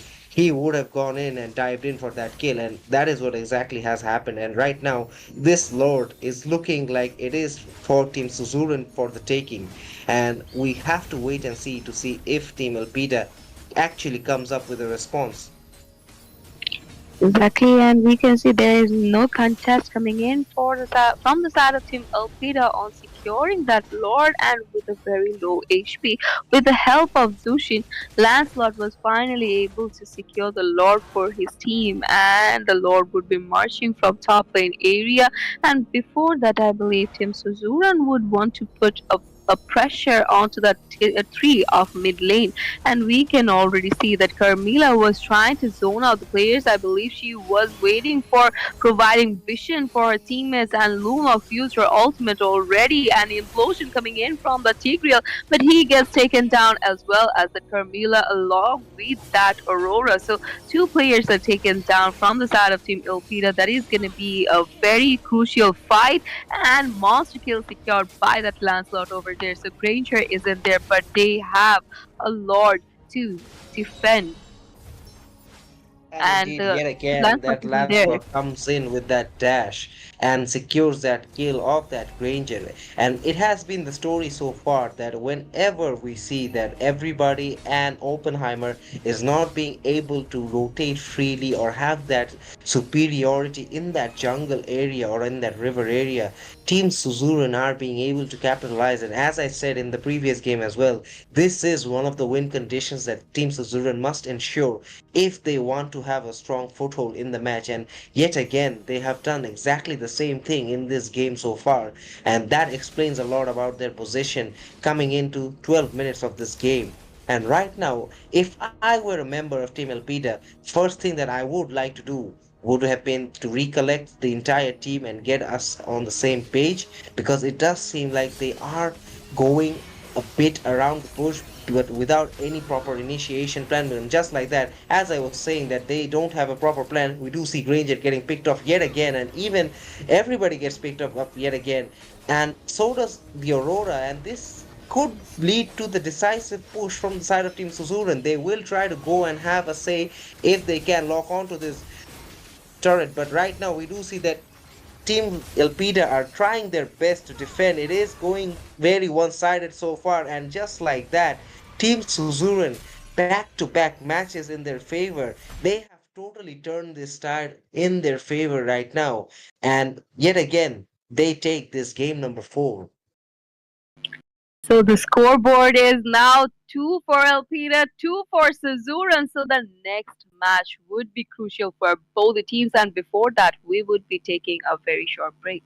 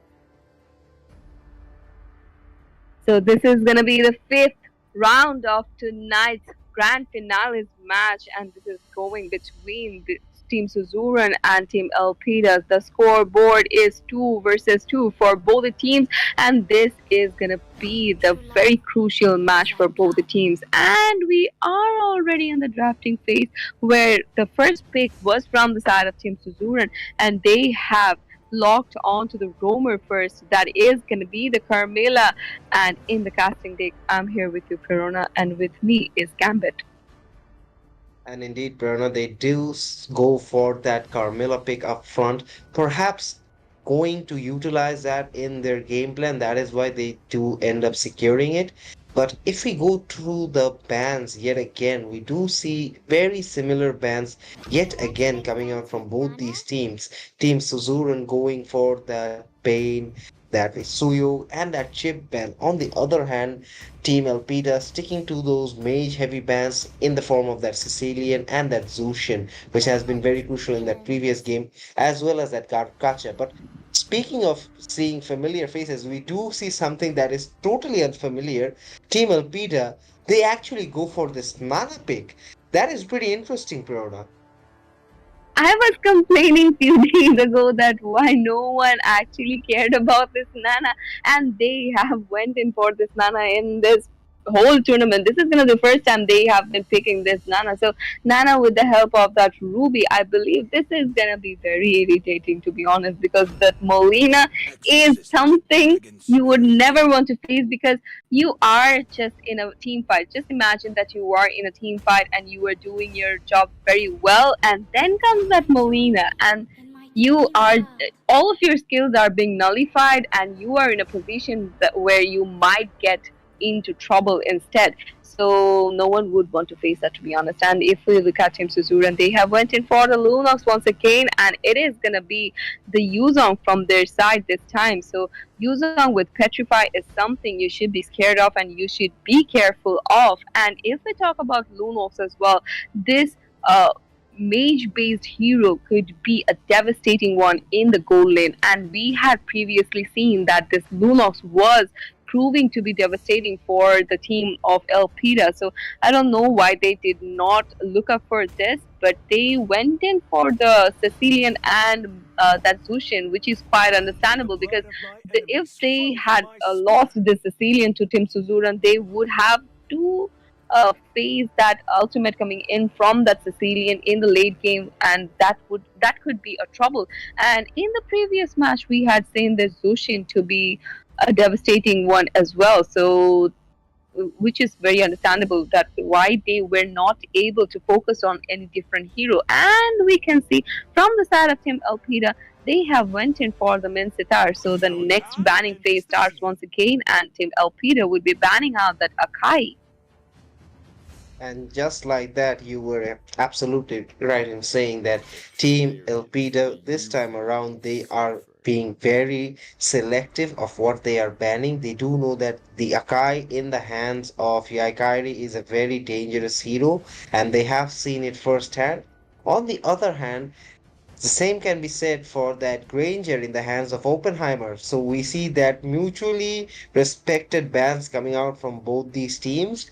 And right now, we are going for those last two bans from these teams. It is going to be interesting to see what these teams actually select upon. We already have one of our answers because Team Elpida have banned that Valentina. So they do think that perhaps having their Valentina open could be a bit risky since they do have that Ruby who with that I'm offended can change the aspect of a team fight, and even for that Minster whose King's calling can be very essential for a team fight. And on the other hand, another one of Oppenheimer's heroes gets banned, and we do see that Roger being banned from the side of Team Suzuran. So it has been targeted bans so far in the closing stages of those bans, but it is pretty understandable because Oppenheimer has had a field day in the jungle in many of these games throughout this tournament. So he is someone to look out for. But I would say that the pressure is on everybody because he has underperformed in back to back matches, in my perspective. So there is a lot of responsibility sitting on his shoulders for this game number five. And with that being said, we can see from the side of Team Suzuran, they have went in for the Martis pick this time. So this Martis would be a menace in the earlier period of the game. So Team Elpida have to be very careful about that. And they do have a Faramis as well and a Carmilla along with the Faramis. I am already imagining that with the help of that ultimate coming in from Carmilla and with the help of that Netherrealm, they would be able to turn the tables toward their side. And along with that, Martis, they might just go in for team fights in any moments. And I believe that this team fight would be troublesome for Team Elpida to face off. And indeed, I do agree with you that it can be a bit problematic for Team Elpida, but we do see that even though in the past in this tournament there have been instances where the bans perhaps favored Team Elpida, but picks were just a bit too much to handle initially in the games. But Team Elpida were always able to find a response and get the better of those matches. So we'll have to wait and see that if this can be a similar instance for Team Elpida, because as it stands, the scoreboard is 2-2. So both these teams are right now at the same stage. But in terms of domination, Team Elpida have been a bit superior. So it is going to come down to, as I say, that which team is going to be able to exert that early snowball as we dive into the land of dawn for game number 5. Since Team Alpida have a Minotaur in their lineup at this period, I believe that they have the tankiness, they have that healing power, so this tank could play a crucial role for Team Alpida. And since we are seeing this Jawhead for the first time in this tournament as well, I believe that he might be able to do for a few things that we were expecting, to be honest, from the side of Team Alpida. But let's see how they actually execute the matches. And we can see from the side of Team Alpida, they are trying to contest for that Little Wonder, and they were able to take that. On the other hand, Faramis is facing off that Nana in the mid lane area, and if we look at that Yuzong, he is being targeted by that Minotaur, by that Ruby in the bottom lane area, where we can see everybody was being everybody had to face a bit of trouble facing that Yuzong only. So we can already see that Carmilla is there as well. So I think that a fight might break out in any moment in the bottom lane area.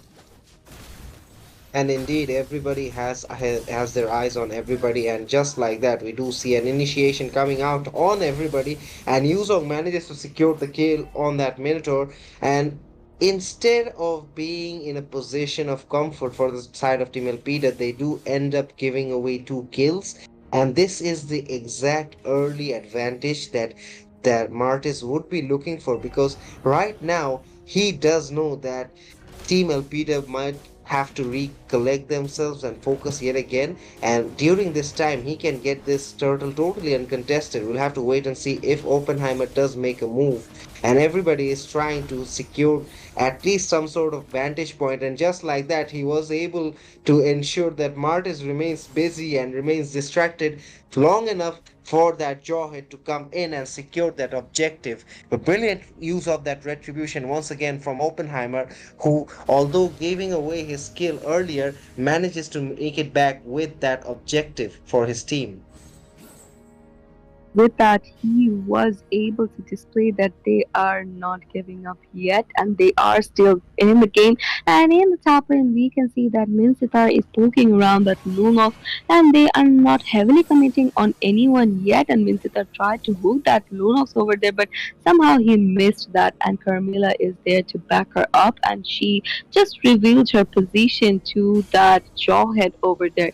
The rotation now finally goes to the mid lane once again. I believe both of the mages would want to secure the turret of the mid lane tier 3 and Lunox is getting a lot of trouble from that Minsitar over there along with the Jawhead. Jawhead dealing with a lot of damage. It was able to retreat but would Death be able to retreat from the situation because look at his HP that is taken almost to 30%, but with the help of Minotaur's healing power, he was able to sustain in the situation and nothing crazy broke out over there. Even the Martis tried to initiate onto that Minotaur. Minotaur being so tanky was able to sustain and nothing crazy happened over there. Minsitar used his hook perfectly once again and the rotation finally goes to the mid lane once again. And indeed, but I must say that I was not a big fan of that Minotaur using that flicker in that instance. He did manage to go into position, but with the ultimate, he was not able to take advantage of Team Suzuran members. But nonetheless, it can be a small and minor setback. Right now, we'll have to wait and see that how Team Elpida, given that knowledge that Minotaur does not have that flicker, that Nana does not have that flicker, actually utilize on this objective. And we do see that Oppenheimer was able to secure that objective, but right now a fight is breaking loose in that turtle area, and we do see that the Yuzong was trying to get something out of it, but manages to get escape from that situation. It is two kills being brought back to the side of Team Elpida, who really needed something to get at least a rally on in this game so far, because they did have no success in those early initiations. And right now, with those two kills, the match is yet again at a standstill position for both these teams in terms of that goal lead. In terms of goal lead, along with that kill score as well, because it is 3 from Suzuran and 3 from Elpida in the kill board. And if we look at the gold as well, they are going very neck to neck. So none of the teams are actually going too much aggressive on anyone and they are playing quite safe in this case.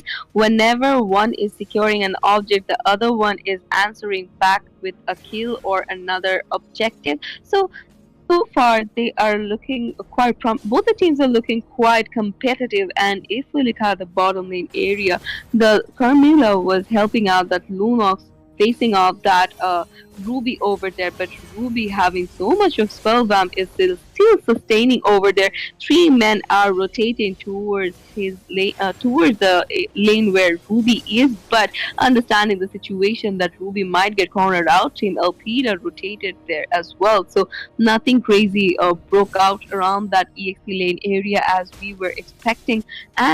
Sorry, not the EXP lane area, the gold lane area as we were expecting. And we can already see that Team Elpida are trying to come back to this match with showing a bit of patience in every team fight, in every objective securing fights as well. And indeed, it is going to be interesting to see how Team Elpida actually forms up this team fights, because right now, as the turtle spawns, we do see that they are trying to get into a position of comfort for their objective. The Black Dragon coming out from that Yuzong yet again.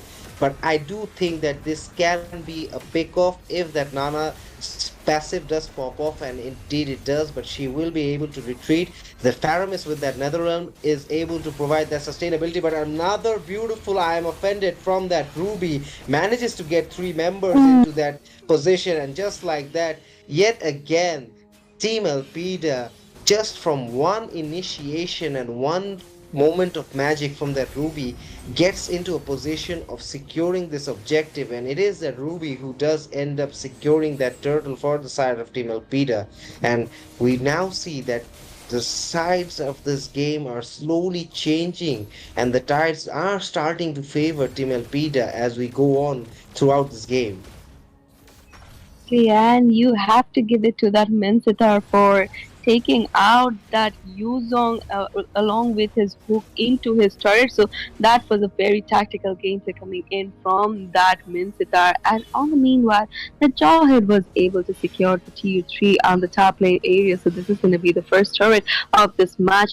And they are actually, as you were saying, that things are looking quite promising for Team LP at this point. They are actually looking quite promising for them. And if we look at the overall situation, they are now in goal lead of 3K and they are leading in one kill as well. Even though that is quite uh, over even though Team Suzuran can overcome that in any moment. So I believe that they would want to play safe, and I believe that if they showed a bit of aggression onto that Lunox, I believe they could not on the Lunox. If Team Suzuran could actually be more aggressive onto that Nena, I believe that they could have done something that we were all expecting. And indeed, as we do talk about aggression, we do see that teams Elpida are taking no steps behind.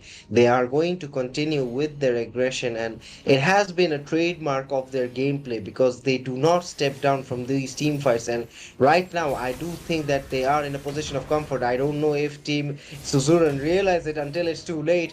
Carmilla is managed to get picked off from the side of Team Elpida, but right now, it is favoring into a position where Team Elpida might take this Lord as well, because the Lord is spawning in a few seconds and they are already a man ahead and in a position of advantage over Team Suzuran. So we'll have to wait and see how things play out for the side of Team Elpida.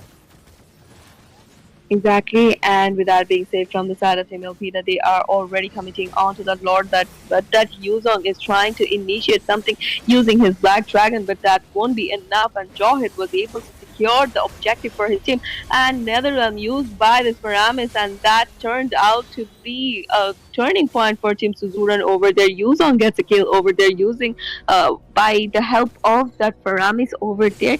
And even though Jawhead was able to secure an objective for the team, he was being taken care and is already in the mid lane. We can see that Ninsitar is being cornered as well. He was being taken care by that Yuzong over there. The fight is still going on and many things are going on. Lunox used her ultimate already and Team Elpida would be forced to go back to their turret and to retreat back. And in the meanwhile, the Lord is marching from the top lane. So let's see if Team Elpida are able to take advantage of that. And indeed, it is going to be a test of the temperament of Team Elpida because they have created those opportunities where they can establish some sort of turning vantage. But right now, Team Suzuran are also showing discipline. As this Lord continues its march from that top side, it is going to be interesting to see how the teams actually use and utilize this Lord, if they do end up utilizing it at all. But I do believe Team Elpida will be focusing on getting those objectives that are still left, those T3 turrets, those T2 turrets, and they are actually going for that similar approach. So it is credits to them for using that, for getting that Lord in the first place and then using it as a distraction so that they can secure those objectives. But right now there is a team fight initiation going on in that jungle area, and once again Batalu gets caught, and without that Yuzong, it is going to be yet again difficult for Team Suzuran to actually provide some sort of vanguard in this team fight, because right now they don't have a front laner who can deal up with these damages and do damage instead. But Martis gets the pick of that Minotaur, which will enable them to at least cut off that healing for the side of Team Elpida. But right now, three members are down for the side of Team Suzuran, and this does look a very promising situation for Team Elpida.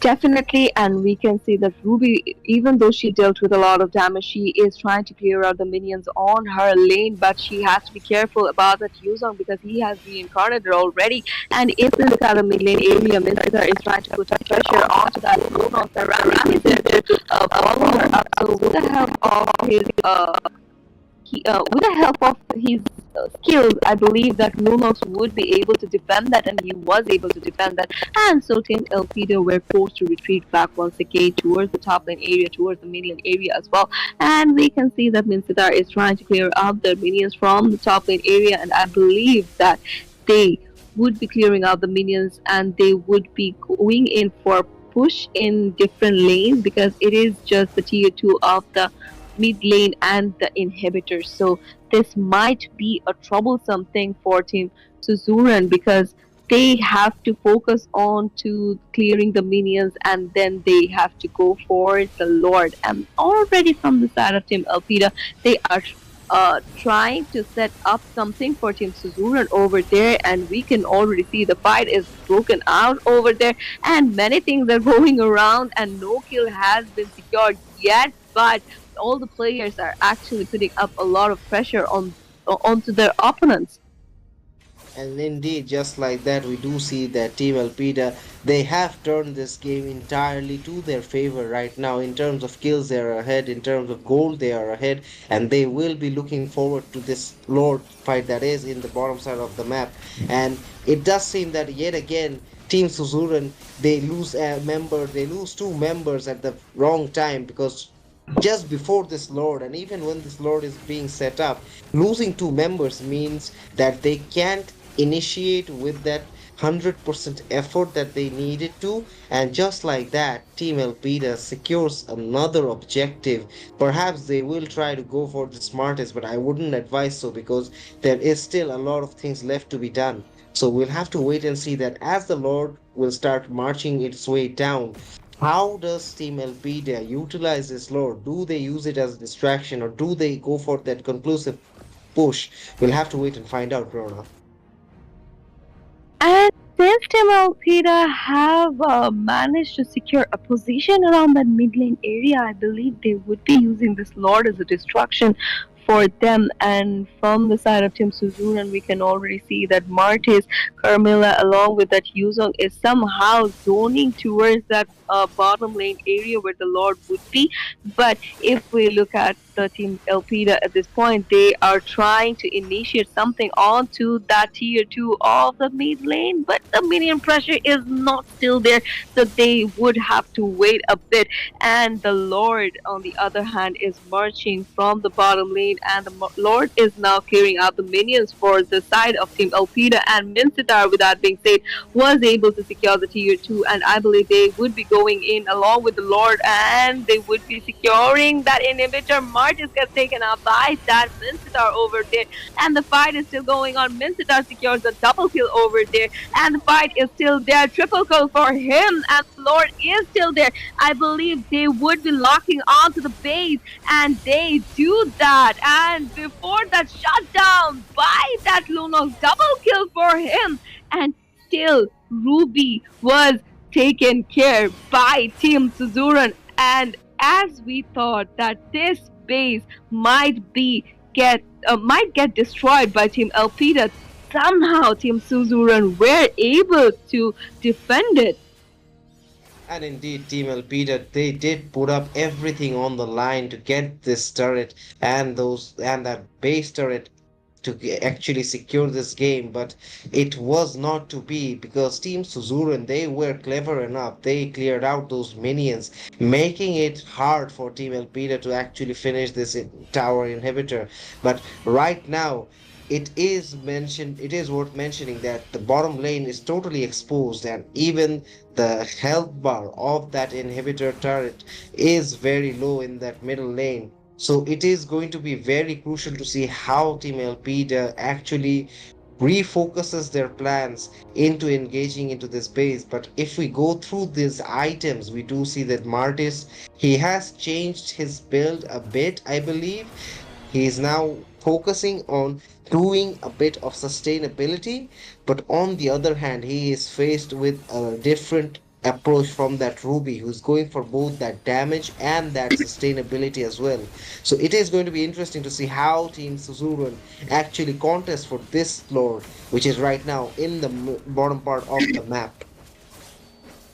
Definitely, and we can see the fight has broken out around the Lord area. Martis gets taken down, and it would be a mega kill for Ruby. Jawhead was able to secure the Lord over there. Carmilla gets taken down by Minsitar, but Minsitar has to give out his kill to that Lunox over there, and we can already see that the amount of damage coming in from that Lunox is unbearable even for the spell Vamp Queen, and she was taken down by the Lunox over there. So it is just the Nana who was standing on his feet because Jawhead was being taken care by that Feramis around the bush area, around the purple buff area of Team Suzuran. So I believe this Lord would be defended by the players of Team Suzuran. So that means the match would be extended more. And indeed, the team Elpida are really putting everything on the line, but perhaps it is going to be wise for them to at least be a bit more on the conservative side, because even if they have managed to secure this objective, if they cannot totally utilize it, it is not going to count at all for them, or it is not going to benefit them at all. So right now we do see that focusing on this Lord are two members from the side of Team Suzuran, make that three, because that Yuzong is also trying to put some damage into this lord and trying to melt it down. But on the other hand, we do see that Minotaur and that Mincetar, both of them are moving simultaneously and providing vision at the same time, as well as making sure that the surrounding areas are safe enough for passage for his teammates. So it is going to be interesting to see how those Team Alpida manage to secure this game in their favor, because that is what they are here to do. But right now, they are making some simple mistakes, which is making that ambition a bit hard to achieve. Definitely, I would agree with you, and we can see from the side of Team LP that they are now putting a pressure onto the rest of the inhibitors, and the mid lane's inhibitor has dealt with a lot of damage. So I think if Team Elpida are somehow, if Team Elpida does a calculated push over there, they would be able to go onto the base area while securing that inhibitor, the last two inhibitors, and the Lord would be spawning in 40 more seconds. So I believe Team Suzuran would want to initiate a fight before that, and I believe they would be going in. They would want to go for the kill of the Jawhead, because if Jawhead is not around, then Team Elpida would be lagging behind in the Lord fight. And since there wouldn't be any jungler from their side, so this might be an easier Lord for Team Suzuran, which they need at this point, because if we look at their current situation, they were not able to secure any turret yet. So that's why I believe they are not able to move much, and that is causing them the trouble they're facing now.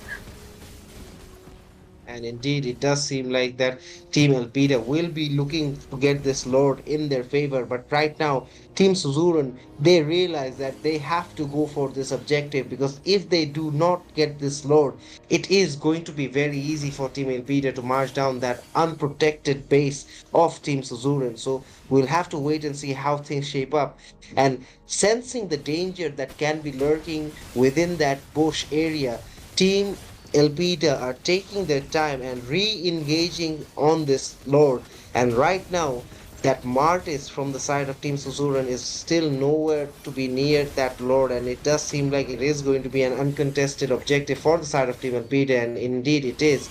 And right now, we do have to notice that Team Elpida, they are making very calculated decisions. They're not going for that aggressive approach that they were showing a few minutes ago, because that had caused them twice in this match so far. And even if we go through the builds, most of these heroes are already done with their builds. So it just shows that they are not here to go for fun and games anymore. This is where things will be decided. Right now, that Mincetar with that Winter Crown will be a bit tricky to get hold of, because he is the only one that can prove a damaging influence in that team fight for Team Elpida. But on the other hand, that Yuzong and that Black Dragon initiation, alongside with that Carmilla with the Curse of Blood, that can be the decisive factor perhaps that can save Team Suzuran from this lord, which is now marching inside that base. And Netherlands used by that Faramis over there. Minsitar gets taken down by the Carmilla. The fight is still going on, and Martis was trying to get a hold of the Nana, and because of the passive she had, she was able to retreat. But in the meanwhile, the Lord gets defended by the players of Team Suzuran over there. But things are not looking quite promising for Martis over there. He was able to retreat with a very low HP, but they had to lose that inhibitor of the mid lane. So I believe that Team Elpida had this calculated that they wouldn't be able to do much around the base area. So they did not pressurize the players of Team Suzuran like they did in the previous fights around the base area of Suzuran. So this was quite attacking move from them. And even though they used the calculated moves, they had to lose out that one player. But that is not that big of a deal, I believe. And indeed, Verona, because if you win some, you lose some. That is the whole concept of this game. And it all comes down to that execution. Which team has the better execution? Which team has the better game plan? Right now, it does seem that Team Suzuran are looking a bit more composed and a bit more tacky. But don't count out Team Elpida because they have been in similar situations and they were able to pull things off in their favor. So it is going to come down to see that who is in charge of making that first initiation, because the team that makes a mistake in that initiation, that is the team that is going to suffer in that prolonged team fight. So we'll have to wait and find out. Right now, it is pretty much of a stalemate because both these teams, the experience that they have, it is barring them from making foolish gameplays. But as we do say that, these small interactions between them, it just shows that all of them are pretty much aware and pretty much awake of what is going on around them. I would completely agree with you. And the first initiation is coming on to the Lord from the side of Team Elpida, and we are not seeing any type of competition yet from Team Suzuran, but we are now seeing that Minotaur is zoning out the players of Team Suzuran, but is the Lord has been reset, and Minsitar is trying to do something around the bottom lane area. But in the meanwhile, we can see that Minotaur is getting a lot of damage from the side of Team Suzuran. Netherrealm used already by that Paramis over there. Things are not looking quite good for everybody, but that Jawhead was Minsitar, able look to at save him. And Minsitar. look at Minsitar, but understanding the situation, Yuzong retreated back immediately, so he would be clearing out the minion pressure over there. So there was an amazing initiation coming in from the Minsitar, so that did zone out Yuzong and Carmilla directly to their base. But I believe that Team Elpida could have taken the advantage of this. But before that, we can already see that Martis is somehow trying to contest for the Lord, but I don't think that would be possible for him.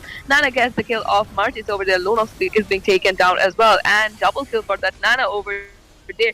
And they were able to secure the Lord as well. So the Paramis is still there. I believe he might be in trouble, and immortality popped up by him, and he would be taken care as well. And it is just Yuzong who was busy in clearing out the minions for his teammates. But already Faramis once again reincarnated. He used his ultimate, but Yuzong somehow was able to retrieve back because of the Black Dragon form he had in his sleeves. But Team Elpida are still not able to lock the base, even though they have the minion pressure on their side. But finally, it was being decided, and they were able to destroy the base of Team Suzuran on the fifth round of tonight's match. So this is gonna be the scoreboard of 2 for Suzuran and 3 for Elpida, and we would be moving to the sixth round of tonight. And with that being said, we would be taking a very short break.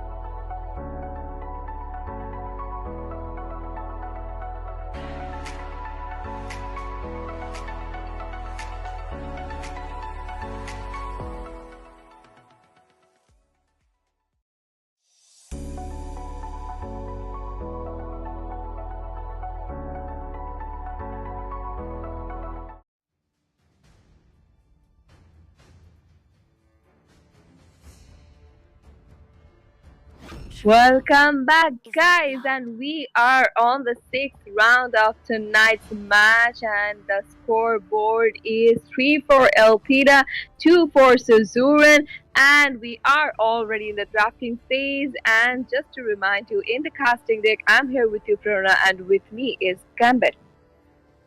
And indeed, Prerna, we are at game point for Team Elpida. It is going to be very crucial in this game to see that if they can secure a victory and take this series 4 to 2 and win this tournament. But Team Suzuran won't just let that happen that easily. And in order to prevent them, they have gone with some very strong bans. They did ban out that Suyog and that Bane as well as that Sicilian. But on the other hand, Team Elpida, they did not stop lightly themselves. They went for that Garut ban, which is a very reliable one to have, as well as that Zushin and that Ruby. So when it comes to picking heroes, they have gone for very different approaches, these two teams. On one side, we do see Team Elpida going for Do that you want to be Carmilla friends with pick Nani? from everybody. But on the other hand, Beitulu and Yerkairi, they have different ideas. They went for that Exborg and that Akai. That Akai already proving its point previously in this series. So can Yakairi do it once again? I am expecting him to do it once again because this is his comfort hero. So he has that mental confidence already in his sleeves. And to follow that Carmela up, once again, it is Nana from the side of Team Alpida, and it is going to be the Popol and Koopa. So, in the team fights, this Popol and Koopa could be devastating, and also in securing the turrets, this marksman would have an upper hand if he is not being countered well. And from the side of Team Suzuran, they have picked onto the Nathan. So the next ban would be coming in from them as well. And this is going to be the Granger once again from their side, because they do not want that Oppenheimer playing that Granger once again. And Team Alpida went in for the Valentina ban once more. So they do not want Carmilla's Curse of Blood getting copied, or Molina Blast getting copied, I believe.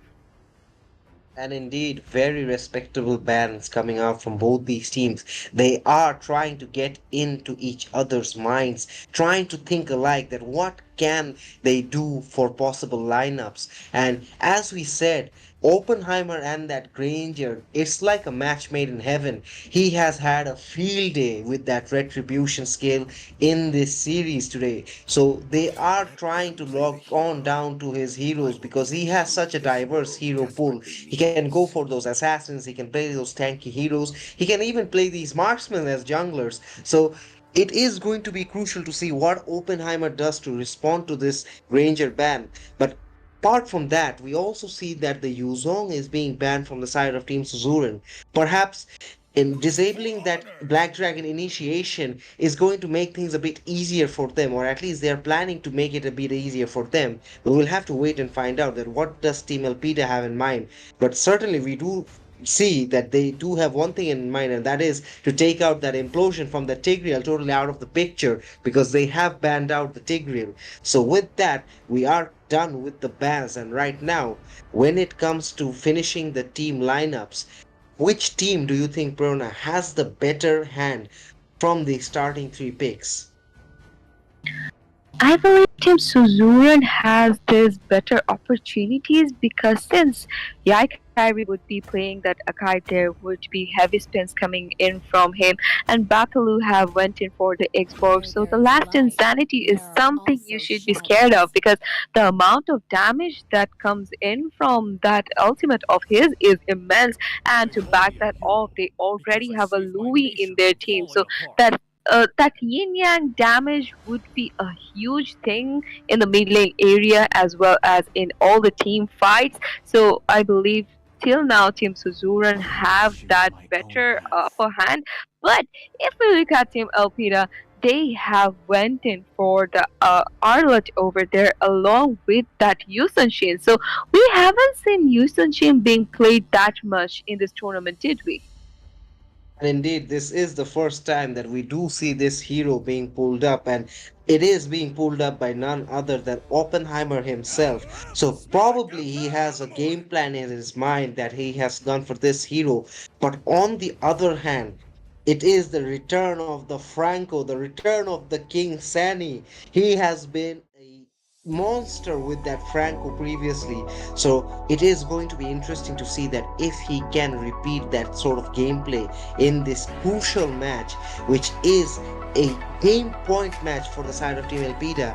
And if Team Suzuran are unable to answer the call, Team Elpida will go home with the championship tonight. As you always say, that it is not the hero, it is the players that how they actually execute the match. So we would still have to wait for the answer that you asked. So before that, if we revise all the players, we can see that Oppenheimer have been doing amazing job in the jungling sector, even though he was trying out few of the heroes that we haven't seen him playing in the tournament. He was playing them very well as well. So this is going to be the first YSS match for him in this tournament. So I believe that the retribution game he has might act up crucially for his teammate, and that might give them an upper hand in the terms of securing the objects mostly.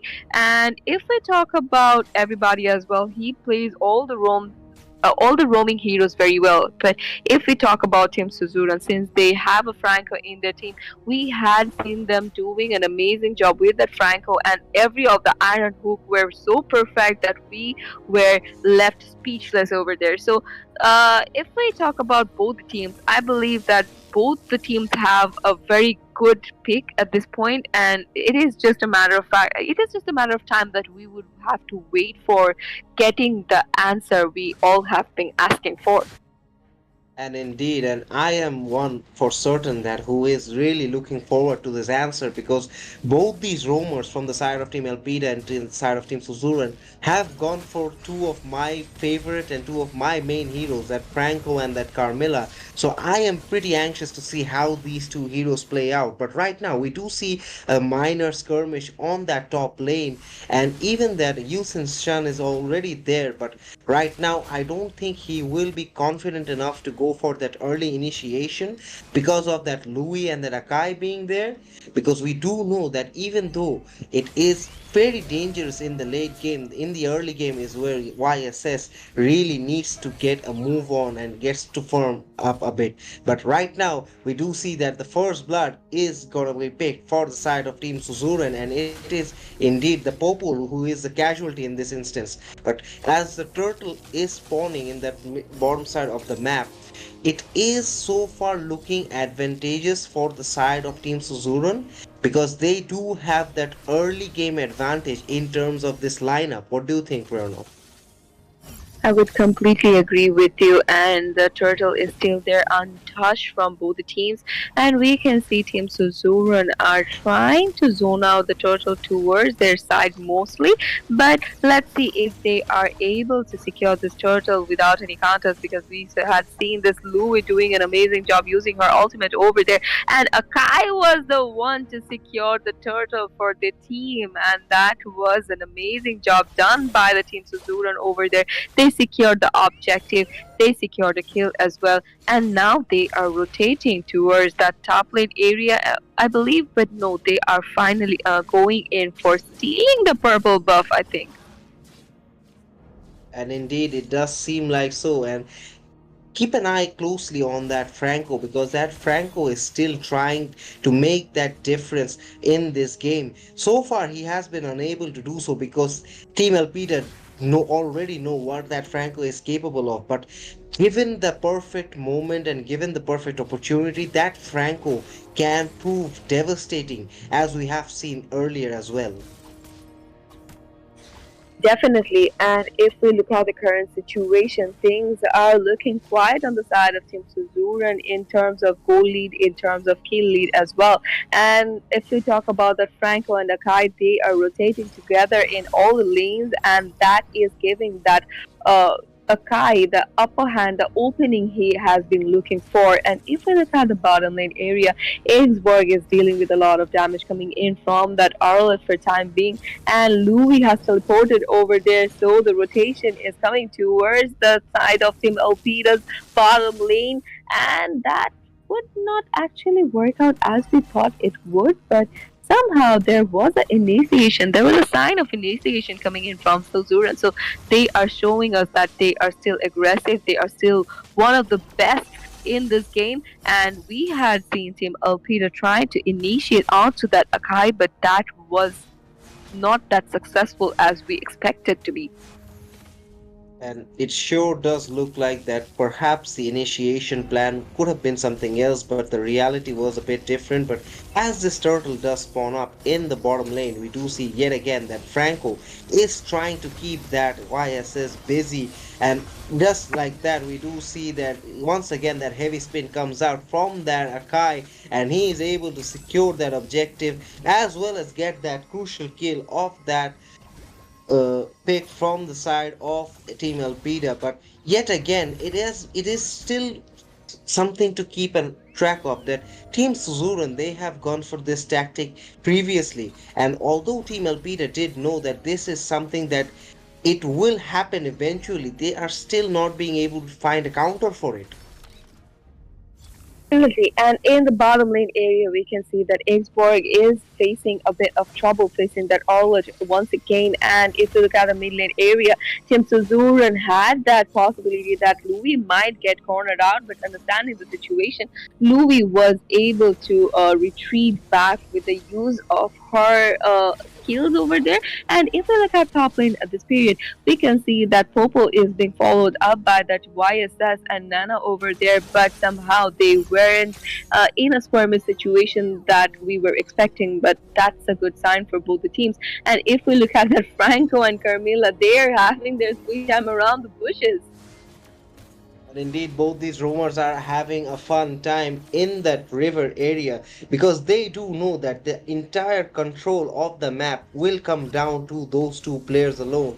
And right now, we do see that the Akai is having a bit of fun in the jungle area of that Yisan Shin, but it can go from bad to worse very quickly if one of these teams do end up making a wrong move. So they have to be very attentive and very careful towards that aspect, because although the match is right now looking in favor for Team Suzuran, they cannot afford to get carried away and get overconfident.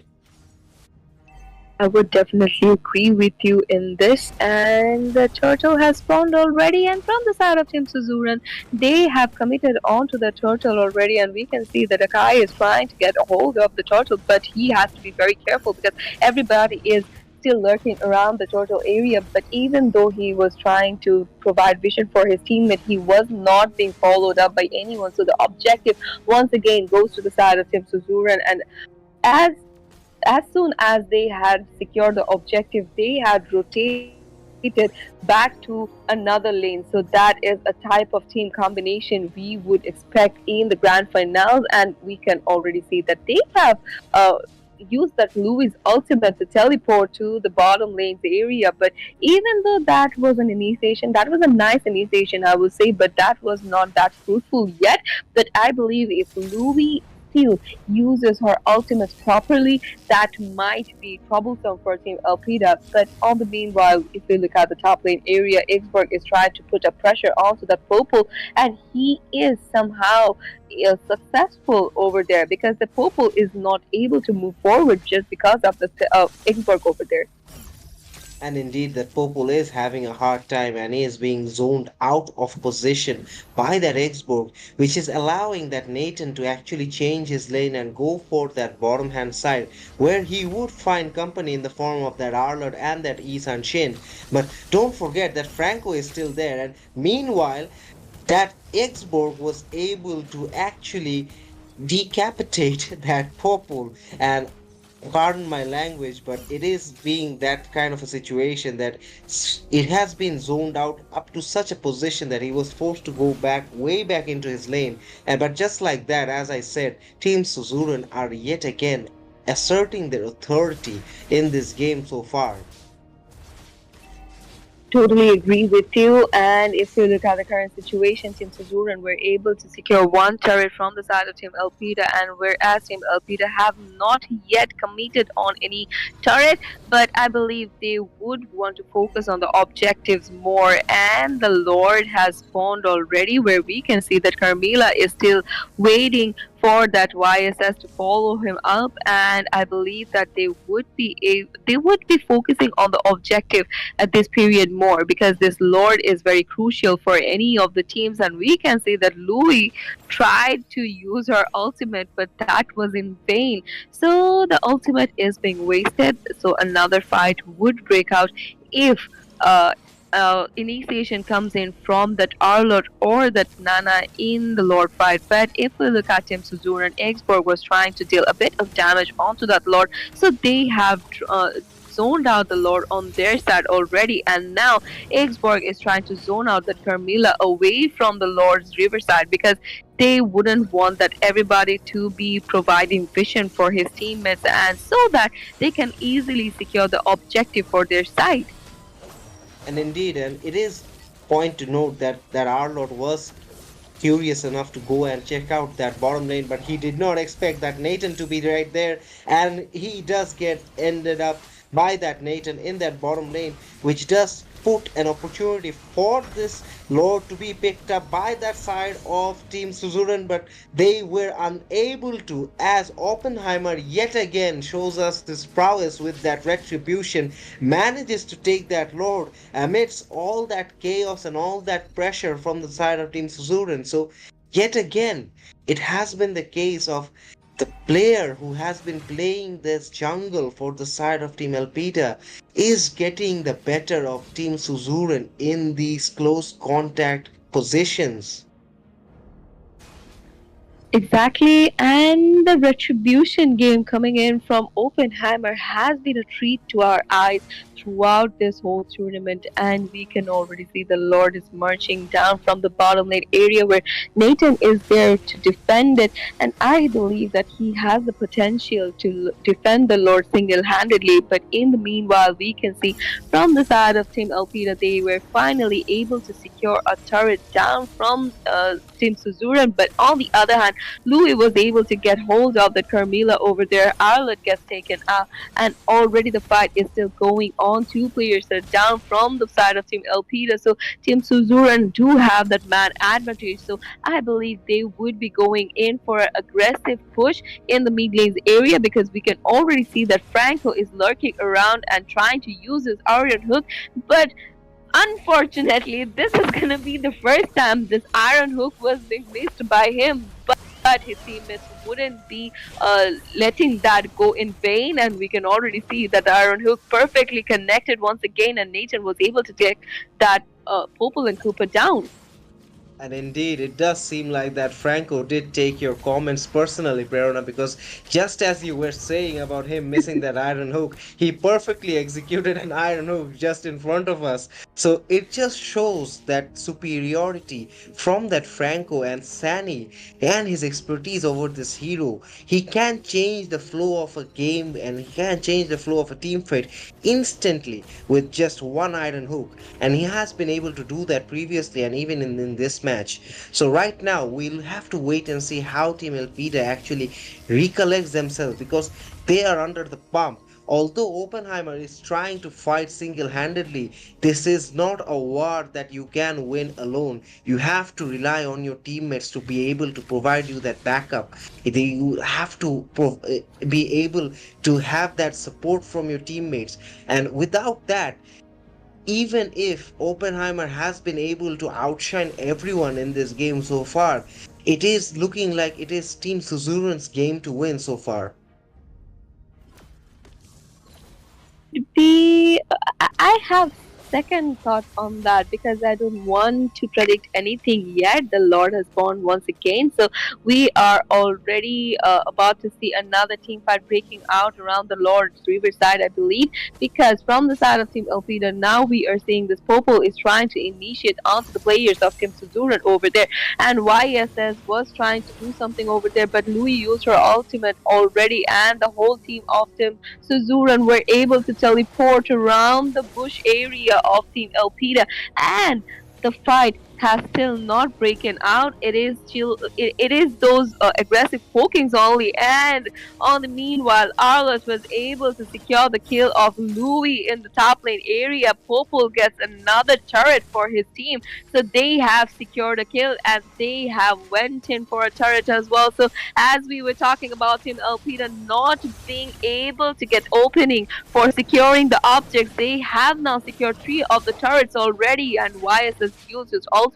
And once again, we can see Xborg was forced to pop up his immortality over there. He is still trying to sustain over the situation. Sani is in a very low HP. And meanwhile, Popo was able to score the lore for the team, and Nathan somehow was able to able to secure the kill of Arlott in the top lanes area. So the Lord would be marching from the bottom lane area. So do you think Team Elpida might take down the tier 2s with the help of this Lord?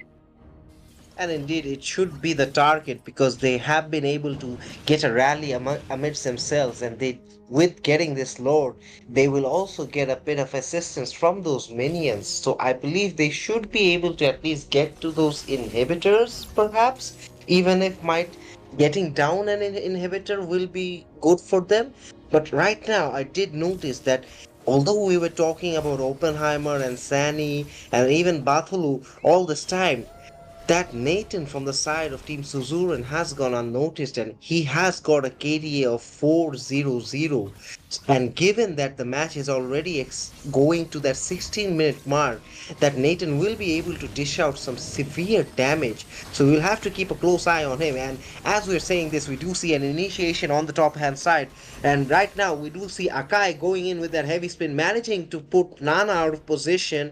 And Nana was unfortunately caught off guard and ended up going for that kill on her in that position. But right now, as I want to come back to that Nathan, it is going to be very important to see that how that Nathan performs under pressure, because against that Popul, it will be very tricky to get an advantage in a 1v1 situation. But if that Franco can assist in a manner that he has been able to do so far, I think that Nathan can go for a fight where he can totally turn around the flow of this match in favor of Team Suzuran.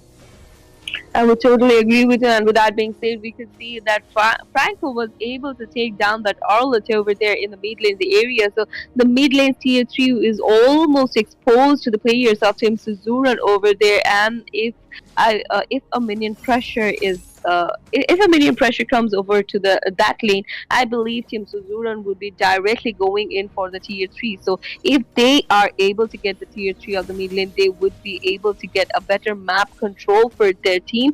And if we look at top lane, we can see that Xborg is trying to do a split push. He is nowhere around his teammates yet. And I believe before the next Lord appears, both the team would be just focusing on farming as they are right now. And indeed, it has been the signature trademark of Team Suzuran to buy themselves some time, that their players actually go through these jungle creeps just to get enough gold and perhaps go on a bit over the itemizations.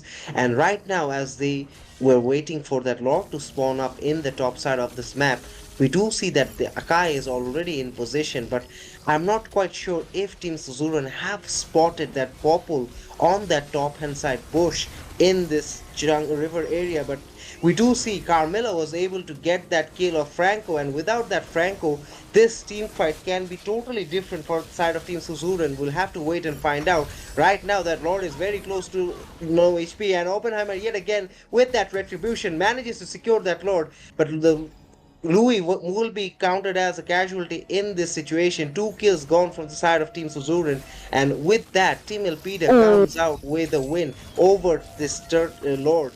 And right now, we do see another skirmish going on. This overextension of a fight causing Popul to get caught off guard, and just like that, what could have been a very decent pushing opportunity for the side of Team Elpida might just end up being a defense for the side of Team Suzuran.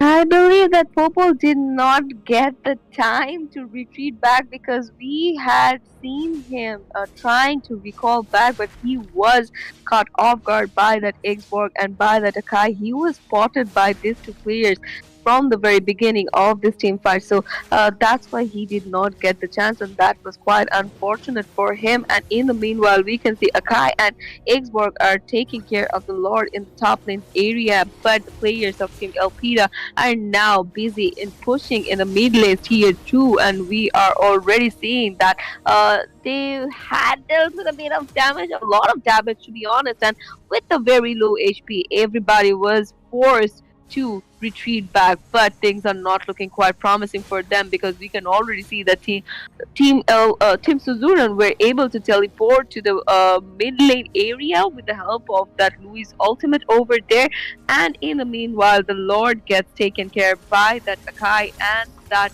Xborg in the top lane. So we would have to wait for another initiation from a team so that we can actually come to a conclusion that we all have been waiting for.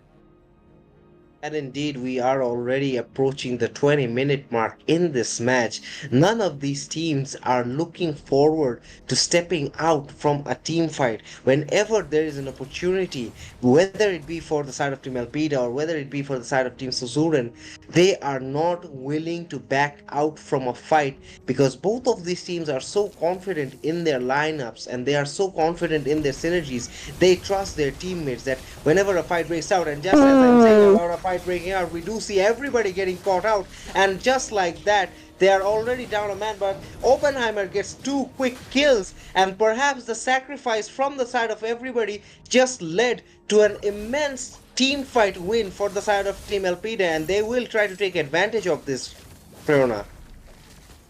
I would totally agree to you in that, and we can already see that Oppenheimer is going a bit aggressive over there. But if we look at that Nana, she had dealt with a lot of damage already, so she must retreat back because she is needed in the Lord fight, and the Lord has spawned already, and someone has to take care of the minion pressure building up in the top lane as well as the bottom lane. So from the side of Team Elpida, we are already seeing that they are going in for the third for the Lord, and the Lord would be easily secured from the side of Team Elpida. So I believe with the help of this particular Lord, they would be able to push towards the base area, because if we look at the inhibitors of Team Suzuran, they are looking quite damaged, and with a bit of push, those will be taken down very easily. But before that, we would have to wait and watch if they are able to follow up that Lord till that inhibitor area, because we can already see that Akai is there to defend the Lord and as well as that Xbox. So I believe they should follow up the Lord uh, faster, but instead they are using the Lord as a distraction, which works as well, because if they push the top lane area, that would be impossible to defend for that Franco alone. And indeed, it does seem that the Exborg and Nathan are a bit out of position. The Franco did try to do a solo defense over there and was successful, but on the other hand, that Akai might get picked off. He tried to go for that solo initiation and it just cost him very dearly. And with the Akai gone, without that heavy spin, Team Elpida does know that they might be able to go in for another initiation. But right now, there are no minions to go through. So, try by some way, by some fortune, Team Suzuran might be able to get away with this yet again. I would totally agree with you once again, but they have lost two of their inhibitors, and that was not a wise decision coming in from that Arlet, I would say. But in the meanwhile, if we look Damage at the from that top lane purple. area, that is huge, to be honest. And Nana gets a double kill over there. Franco isn't there. The minion pressure is on their side, and they have locked onto the base. And we have our winners for this night. And this is going to be Team Elpida. The scoreboard is 4 versus 2. So, congratulations to Team Elpida for winning this contender series.